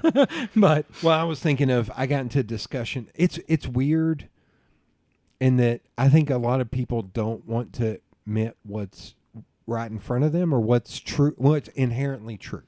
And so a friend and I, we were driving back, and a big thing for me is wealth inequality. Mm-hmm. Is that there's a lot of, again, I'm going to sound like He-Man woman hater, but because you brought up Gamergate, this is what I'm talking about. There are a lot of affluent white women who feign struggle and discredit black people. Like Bill Burr had a joke on SNL. He says, white women allowed black people to run Black Lives Matter for what, 6 months? No, 6 seconds, I think he 6 said. seconds. Whatever he said. And you know what? They had to reach over and take it. So here's a problem. That is true. Yeah. That is true. But because I'm a white dude, we can't say that. And I was talking to my buddy, and he's a dude, and I was talking about wealth inequality, and then that went into attractiveness. And he was like, and I was like, yeah. I was like, something that's not acknowledged is attractive people have one leg up. And he was like, oh, I don't think that's true. Oh, I was like, true. You were wrong. Like, I was like, I'm not bitching about this, but I'm looking, I was like, literally, I can pull up Instagram and show you people who have the lives they do because they're cute. Guys, girls, guys with abs, and cute girls who do TikTok dances. Well, you talked about, and I think we could say that. One of my jokes. I'm not saying. Well, one of my jokes, my Indonesian friend, like I said, she's pretty left. And when we first started talking, there were a few times where I'd see some dumb white liberal woman take. And I would say, where's my white woman extinction button? Yeah. And after I said that like twice, she's like, why is it white women? What about white men? I said, they already got to go. We all are on the same page there. Yeah. There's no one that argues that. But we've got to remember that, as I agree with Bill Burr, white women need to also sit down sometimes and take it with us. Where, like, and I think the best comment was, Bill doesn't often bring up that his wife is a black woman. Nope. But that was a conversation that sounded like he had been sat down and she was like, listen. Yeah. And that, there is something I will show you that I will not admit, that I will not talk about on here, that it cracked me up. Something that happened locally that I was like, oh, yeah, that's, and I just laugh because I know too many white people who don't know black people. And literally some of them are like, they get one black friend and all of a sudden that's all they post about. And I was like, that's called tokenism. Yeah. Don't do that. Yeah. Just be open to everybody, man. Yeah. If you're like, I mean, hell, Stephen Colbert made a joke about it. Every time he was like, and then my black friend, and he would show the same picture that he took, obviously with like a staffer. Oh. But like. No, the best joke on that is Bert Kreischer on his first special. He was like, Yeah, man. So, the other day I was talking to my black friend, Imaginary, and he went on there. Exactly. He's like, so Imaginary, what do you think about this? And so, like, it's not like, and I think any leftist at this point would be, man or woman, would be aware of that. They don't like the same crap. They don't like either side speaking but Right. white, like, you're right. There is especially middle class. It's a wealth white inequality woman. issue. Well, it's I don't try to read a lot of the popular, what was it? That book that came out last year. It was written by a woman. It was something about race and white fragility. Oh, yeah. Like actually listening to a lot of people of color thinkers. They didn't care for that book all that much. No. I I laugh because I've got fussed at by two very white, very left-leaning, one of them I don't know any black people who admitted that to me because I didn't go and march during the Black Lives Matter protests here in Knoxville. And I said, here's the problem with me doing that. I was like, I was raised by my family. And if a cop touched a kid or a woman, there are not enough cops in the city to not break that cop's face in. I will get shot. I will get tased. And I said this to one of my male friends, and he said, it's probably smart you didn't go. So actually what's funny is there was a video came out a couple weeks ago. Also, because of the shit I did in the late 90s and early 2000s of literally actions speak louder than words. It's true. Greg White can get on here and tell you stories of seeing me pick up a man by his throat and put him into a wall for touching his woman. But there was a video of this white, looked like kind of beefier, but like surfer California dude marching with in a march, and these cops were hanging around, and he is in their face going, what the fuck are you doing here? Get the fuck out of here. Yeah. And mocking both of them. And a lot of white people went, look at this white privilege. And a lot of black people came out and said, that's what you do with it. Yeah. They will shoot us. Yeah. Yell at them. Get them out because they won't shoot you. And I know. it's like, but me, I won't stop. Yeah, well, that's and it's it was just him. You're being out raised in there. our family. But I ain't it's stopping. It's the idea. If I am actually needed. Recognizing that you do have the privilege. Yeah. That's why I think it bothers you about a white woman who is in that kind of struggle, is it's not actually admitting what her privilege has given her. No. And did she struggle more than a lot of upper class white men? Absolutely, probably. If she's in a real job. But if her dad got her all of that stuff and her mother struggled probably. But you're also saying the thing that upper class, because a lot of those women are the women that point at me and say, well, you're a big white dude, you've had it easy. I was like, no, I would never say. So no, that's what I'm saying white is worker. Yeah. I'm saying, but like an upper class white dude may have had it easier, especially in the certain business worlds. It's just true. I'm going to quote a female friend of mine who grew up in more rural, not around black people, and there was one point where her and I were arguing in the late 90s, early 2000s, and I said to her, she said to me, every woman has had it harder than every man. I was like, you are out of your fucking mind. Yeah, I was like, and I pointed to two people I knew, and I said, this white woman who grew up in Farragut, her dad was a lawyer or doctor, her husband is a lawyer, she has this safety net. Yeah. Sure, she has adversity in her life, but she doesn't have to worry. I was like, here's a black dude that, guess what? He's gotten accosted by the cops. He's been to jail for nothing, for being black. And you're saying he has it easier than her. And my friend said, yes. I was like, you're delusional. Yeah. You're fucking delusional. That's why wealth inequality is my biggest issue. That white woman's father could probably pick up the phone, and it becomes also a problem with families, and why there's still an issue where, quote unquote, critical race theory needs to be taught. Right. Because you can't pull yourself up when you create these insular communities where people with money can just pick up the phone, call their buddy, and say, hey, my kid needs a job, and the job is nothing, or it should be something, but they give it to $100,000 job to this kid who doesn't know shit and just fucks off all day. Well, or the point I get into in working in corporate America is you see a lot of people with what I call safety nets. Yeah. Like they're able to go for bigger jobs because they have one. because they don't have to Even worry. in college. One of the best ways to get a job now is internships. Internships are unpaid. That means you have to have money to go do them Right. and live. Right. There's one. It's not usually black people that can do that. Yeah. Um, Okay. We're going to pull this thing in for a landing. well, Oh, you. the overall point is And I've got Right. a final question for you.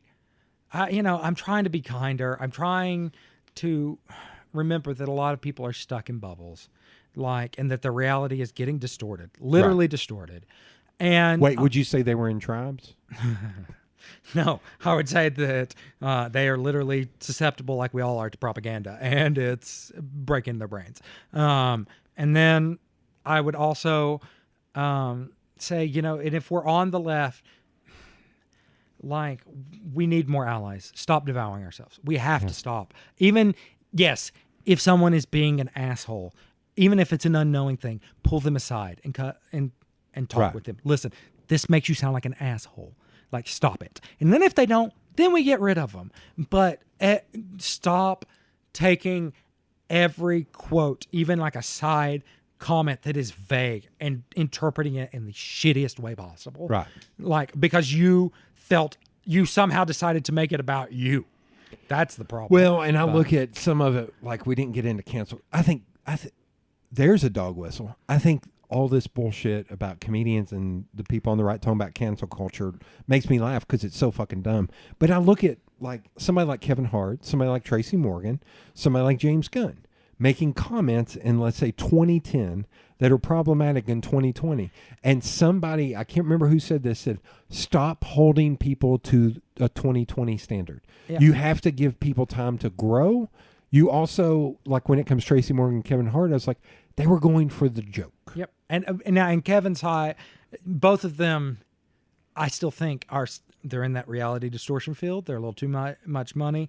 Coming out and apologizing, as I always say, Dan Harmon did a good job with it. Right. James Gunn did a good job with it. But that's what people ultimately. But none of them are canceled. None of them go away. Yeah. No, the people who get canceled are, say you're a trans YouTuber and you say this corporation this makeup corporation is shitty. It did this to my skin. I was trying to go for this look, and that corporation is like Sephora and goes, fuck that person, and gets rid of you. Yeah. That's canceling. But these people who are famous, it's for the first time society looked back at you and said, hey, fuck off with that. And you went, what? I've never had to hear that before. Yeah. Excuse me? Right. And that's not a cancel. It's just fuck off with it. Mm-hmm. And go, and then, but it's also a great financial move to be like, well, I was canceled, and then go on a lovely tour about it. Oh, yeah. Okay, here's the final question. And I've asked you this question before, but it's been 6 months or so since I asked you this. Is America a good idea? All of America from Canada to... Sorry, is the United States... Oh, shit, I did just pull a Lee. No, I'll say America. But I mean... the general idea of United States. of America. There's a question someone asked. There's exceptionalism. Let me ask you this. What do you think about the United States of the world? That we essentially spearhead. We say, okay, globalism's real. We're going to take it over. We think we are the correct way. That sounds like the and then go into UK. space. That sounds like the UK. But I look at some of it as there was an article I read 10 years ago. They were saying because of globalism, there were problems with a kid in Iran all of a sudden was really into McDonald's and didn't learn recipes. So there were recipes dying out because they would no longer listen to their grandparents about their culture. It's interesting to me when we do worry about that. That is a very modern fear, I think. Yeah. In that, because we can. And yeah, I think as someone who likes history and wants that stuff preserved, I get it. It's why I do think that things like the Gutenberg project, where we try to digitize everything, is a great idea. Right. But it's just funny to me to think of all the issues we're having in this one, where it's 100 years ago. What if that kid's grandmother got killed before she could do it? Well, fuck it, it's gone. Yeah, that's true. But is America a good idea? Is the United States of America a good idea? I think a country that prides itself on being a melting pot, a country that wants anyone to come, that if everything we promote ourselves as is as an enlightenment-based country, as a give us your poor, you're tired, those sorts of things would be great. But we've never been that. No. And so it's hard to say, is it a good idea? Yes, because we've never succeeded. And the idea of us, sure. I think the idea is a good idea, because I think the more democratic you become, the better. The more diverse you become, the better. And with a globe that is talking, something that, so if you go back to an idea of you would have to be military, but a military United States of the world where we could go to space, I think we'd have to go to space. And it doesn't have to be United States of the world, but it has to be a global community. Where we're talking. At least it would have to be China and United States, and they may fight each other stupidly, but it goes into all these science fiction ideals of one uniting force to finally get the globe to come it's together. usually World War III. Yeah, Watchmen. It's always the same problem. I don't want it to have to be that. I think we are better than that as a species. Well, that's what I always say. I think the United States of America is a good idea in theory and in practice. If we actually practice what we preached, it would be fucking awesome. Because I look at and I think 99.9% of people in this country have that capability. And I think I brought this up to you before, when that big hurricane hit Texas. I think 70%. Oh, when that big hurricane hit Texas, and then you saw just lines out the door of people donating blood. I think we all have that capacity of caring for one another. We're sitting here. I love having stuff on in the background. We're watching someone walk around New York. Yeah. New York is seen as this, I don't give a fuck about anybody else, all this shit. But then 9/11 happened and everybody joined together. But that's what I mean is I think as a theory and as a concept. You only think 70%. Well, I just think about 30% are unswayed, and they tend to vote in the most fuck you way possible. But I think still, if a hurricane happened, those fuckers are still going and donating food or blood or whatever. It depends on how much they had to give in the beginning. My concern is that we have two things. People don't know what being free means. Their ideas of freedom aren't really free. And that they think, I get to do whatever I want. I'm free. That's not but you're still constrained by the society you live in. So, for me, freedom is I don't have to worry about being alive. Right.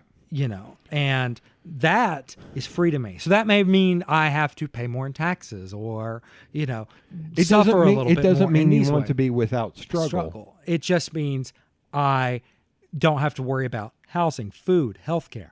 Those sorts of things. I'm more free that way. The other thing, and it's something I realized, another YouTuber I love, ContraPoints, did a video recently on the concept of envy. And not in a bad, she talked about how the West talks about envy always kind of in this negative light, and she wasn't presenting it like that exactly. She just kind of went the philosophy of it. And I realized, in my case, we all obviously suffer from envy, but it's one of the vices I don't have that much. I don't envy the way she described it versus jealousy. So jealousy tends to be defensive. You see a relationship or something that you have and you're defending it from an outside thing. Envy tends to be offensive, and that it's something you don't have and you want, often sometimes to the point of, well, if I can't have it, you can't. And I think we are an envious nation. This is an hour and 40-minute video that I am. This is getting down to but that's also getting into social media because we talk about the sadness and the depression that it creates because you're seeing all these people. So it's all bullshit. Though. It's something I don't again, I've never had much of a social media. I've always, in my case, tried to, I do stuff because I want to do it. Also, you do have a Twitter, and I never tag your Twitter because I don't want to out you. Yeah, well, it doesn't, like, it's irrelevant. I'm only either going to rant with someone, but I don't. Or you're going to share some DM I don't with really. me. I care when people are hurt. I care when people are suffering, but I don't really care all that much what people have. I care when it's to the extent that they are depriving others. Right. Like that you, Jeff Bezos, take all of the money you make and go to space on a joyride, and your takeaway is we need to move pollution to space, not I can help my workers, I can help, that bothers me. But I don't consider that, but I don't want pay taxes and help infrastructure Yeah. in America, in the United States but tomorrow. I don't want his money. I don't want his life. I don't really want much more than just enough to Just live quoted on. Varsity Blues. I don't want your life. Yeah, and so like I think about it, like it's one of those things I really don't even want to deprive him like money or anyone money. I want to help those who don't have it. Right. And Because he's not a bootstraps person. yeah, Like he worked hard to build it up to something. but his literal idea was books but online. Like bookstore but online, where like it's funny, like the joke about Elon Musk too. Elon Musk, who actually bought it out, but his major idea there, if you break it down, is bank but online. Like that's not some brilliant idea. Car, but not with gas. Because you're not on social media and you're not in the weird business world, you probably don't know that much about this guy Gary Vaynerchuk. You're good. Because he's just like, just rise and grind. Just work hard. Oh, the grind culture is pretty rough. But the funny part about him is his parents own a wine business, and he said, wine online. And he, started with an investment of like $4 million, and he's been dining out on that ever since. It's like, yeah, but you never had to struggle with that. You didn't bootstrap it. But even still, like, going back to, but envy is obviously something. It's fascinated me because it's obviously real, and I hear it. Oh, I deal with that shit all the time. But I mean, I hear it with even my coworkers. Who I had 20-year-old coworkers who didn't come back after COVID. They just stuck around. They're making way more money because my restaurant doesn't pay enough. Like, and these people, I've even heard them have fantasies of them coming in, like one of them jobs, and they get to turn it down. And I'm like, why are you thinking about this? Right. Quit caring. They are 20. They don't give a fuck. It made the most sense. Why do you care? Well, they're lazy. I didn't get to do it. You coulda. Yeah. You just chose not to. But more importantly, stop being envious. Stop thinking about your neighbor. Like, I don't know why people spend so much time doing it. That's where I get, who cares what my neighbor is doing if they aren't hurting people? I would argue that billions of dollars hurts people. Dude, we could get into 3 hours more of me. Sometimes because it is detrimental, or because it is like I'm looking as in like my field and seeing people imitate or copy and then getting jobs or money that I didn't get because of that. And you could probably argue, well, you wouldn't have never gotten that job. It's kind of bullshit. But So even still, in my world, it is like, and honestly, I get the feeling of somewhat, though I'd say that leans more into jealousy, but like, I think that leans like, more into like weird maybe competition thing. and competitive righteously, thing. but like, it's why I don't care for most competitions. Like, it's just not in me. Right. I do what I want to do when I want to do it as far as I'm capable. And I think but I do think if we realize that envy was a thing and it's not a negative, that it's human, that recognizing it as part of us and what we are, then we can push back against it. Right. Like, okay, like if my coworkers were like, you know what, actually, I'm just mad that I had to come to this shitty job and do this, and they didn't have to. They're young and fruitful. I think that's fine that you have that feeling, but recognize that it's a little ridiculous. Like, and that really you're mad not at them, but at a system that fucked you like this. Right. Like, I think in my field, I want good design to be out there, and I want people who are paying for services to get good services. And I see too many people are bottom feeders, like in social media world. I explained this to a person who is now a client. I said, when I started bidding on it and talking to him about it, I said, here's my problem. I was like, don't go for the cheapest person. Because here's what the cheapest person is going to do. They're a remora fish. They're going to sign you for 6 months to a year. You're not going to pay that much. They're going to do an awful job, and then they're going to move on to the next person. But ultimately, like, it goes down to, like, yeah, it may suck on your end because you don't get the work. But on the idiot who's doing it and the idiot that's buying it, I can't tell people what to like, and what they're going to do. Like, it's one of those things where I'm just like, well, then they made a bad decision, and maybe but their bad decision makes me worry about mortgage. More design, but it's still going to about mortgage. But and yet again, that goes back to my other view is that you shouldn't have to, but it's one of those.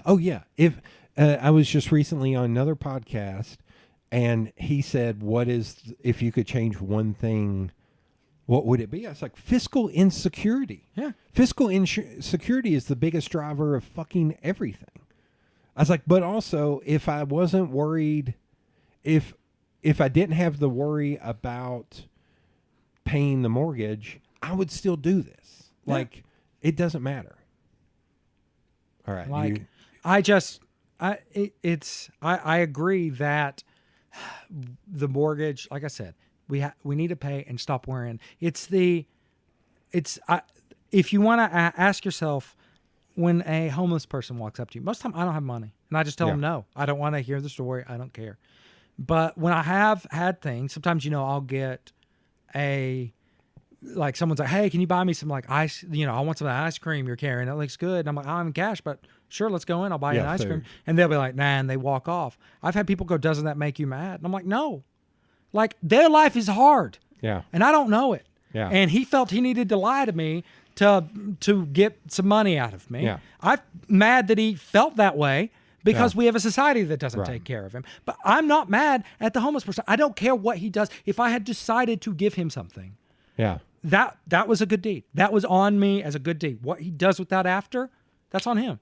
Right. Like I think about your neighbors and how you can take care of them. Don't think about them and the lives they lead. That is their business. That's my view on society. And we're going to end on me saying, couldn't adamantly disagree more with some. I think some of it with me is not jealousy or envy. It's a hard time not pointing at people saying, that is a shitty person. They should not be successful. And for whatever reason, they are successful. And it doesn't frustrate me because I'm not making the money, even though that sometimes is the issue. It's like, we should not be glorifying this shitty person. See, whether we should or not, impossible to really determine. My ultimate goal there is I just don't pay any attention to them.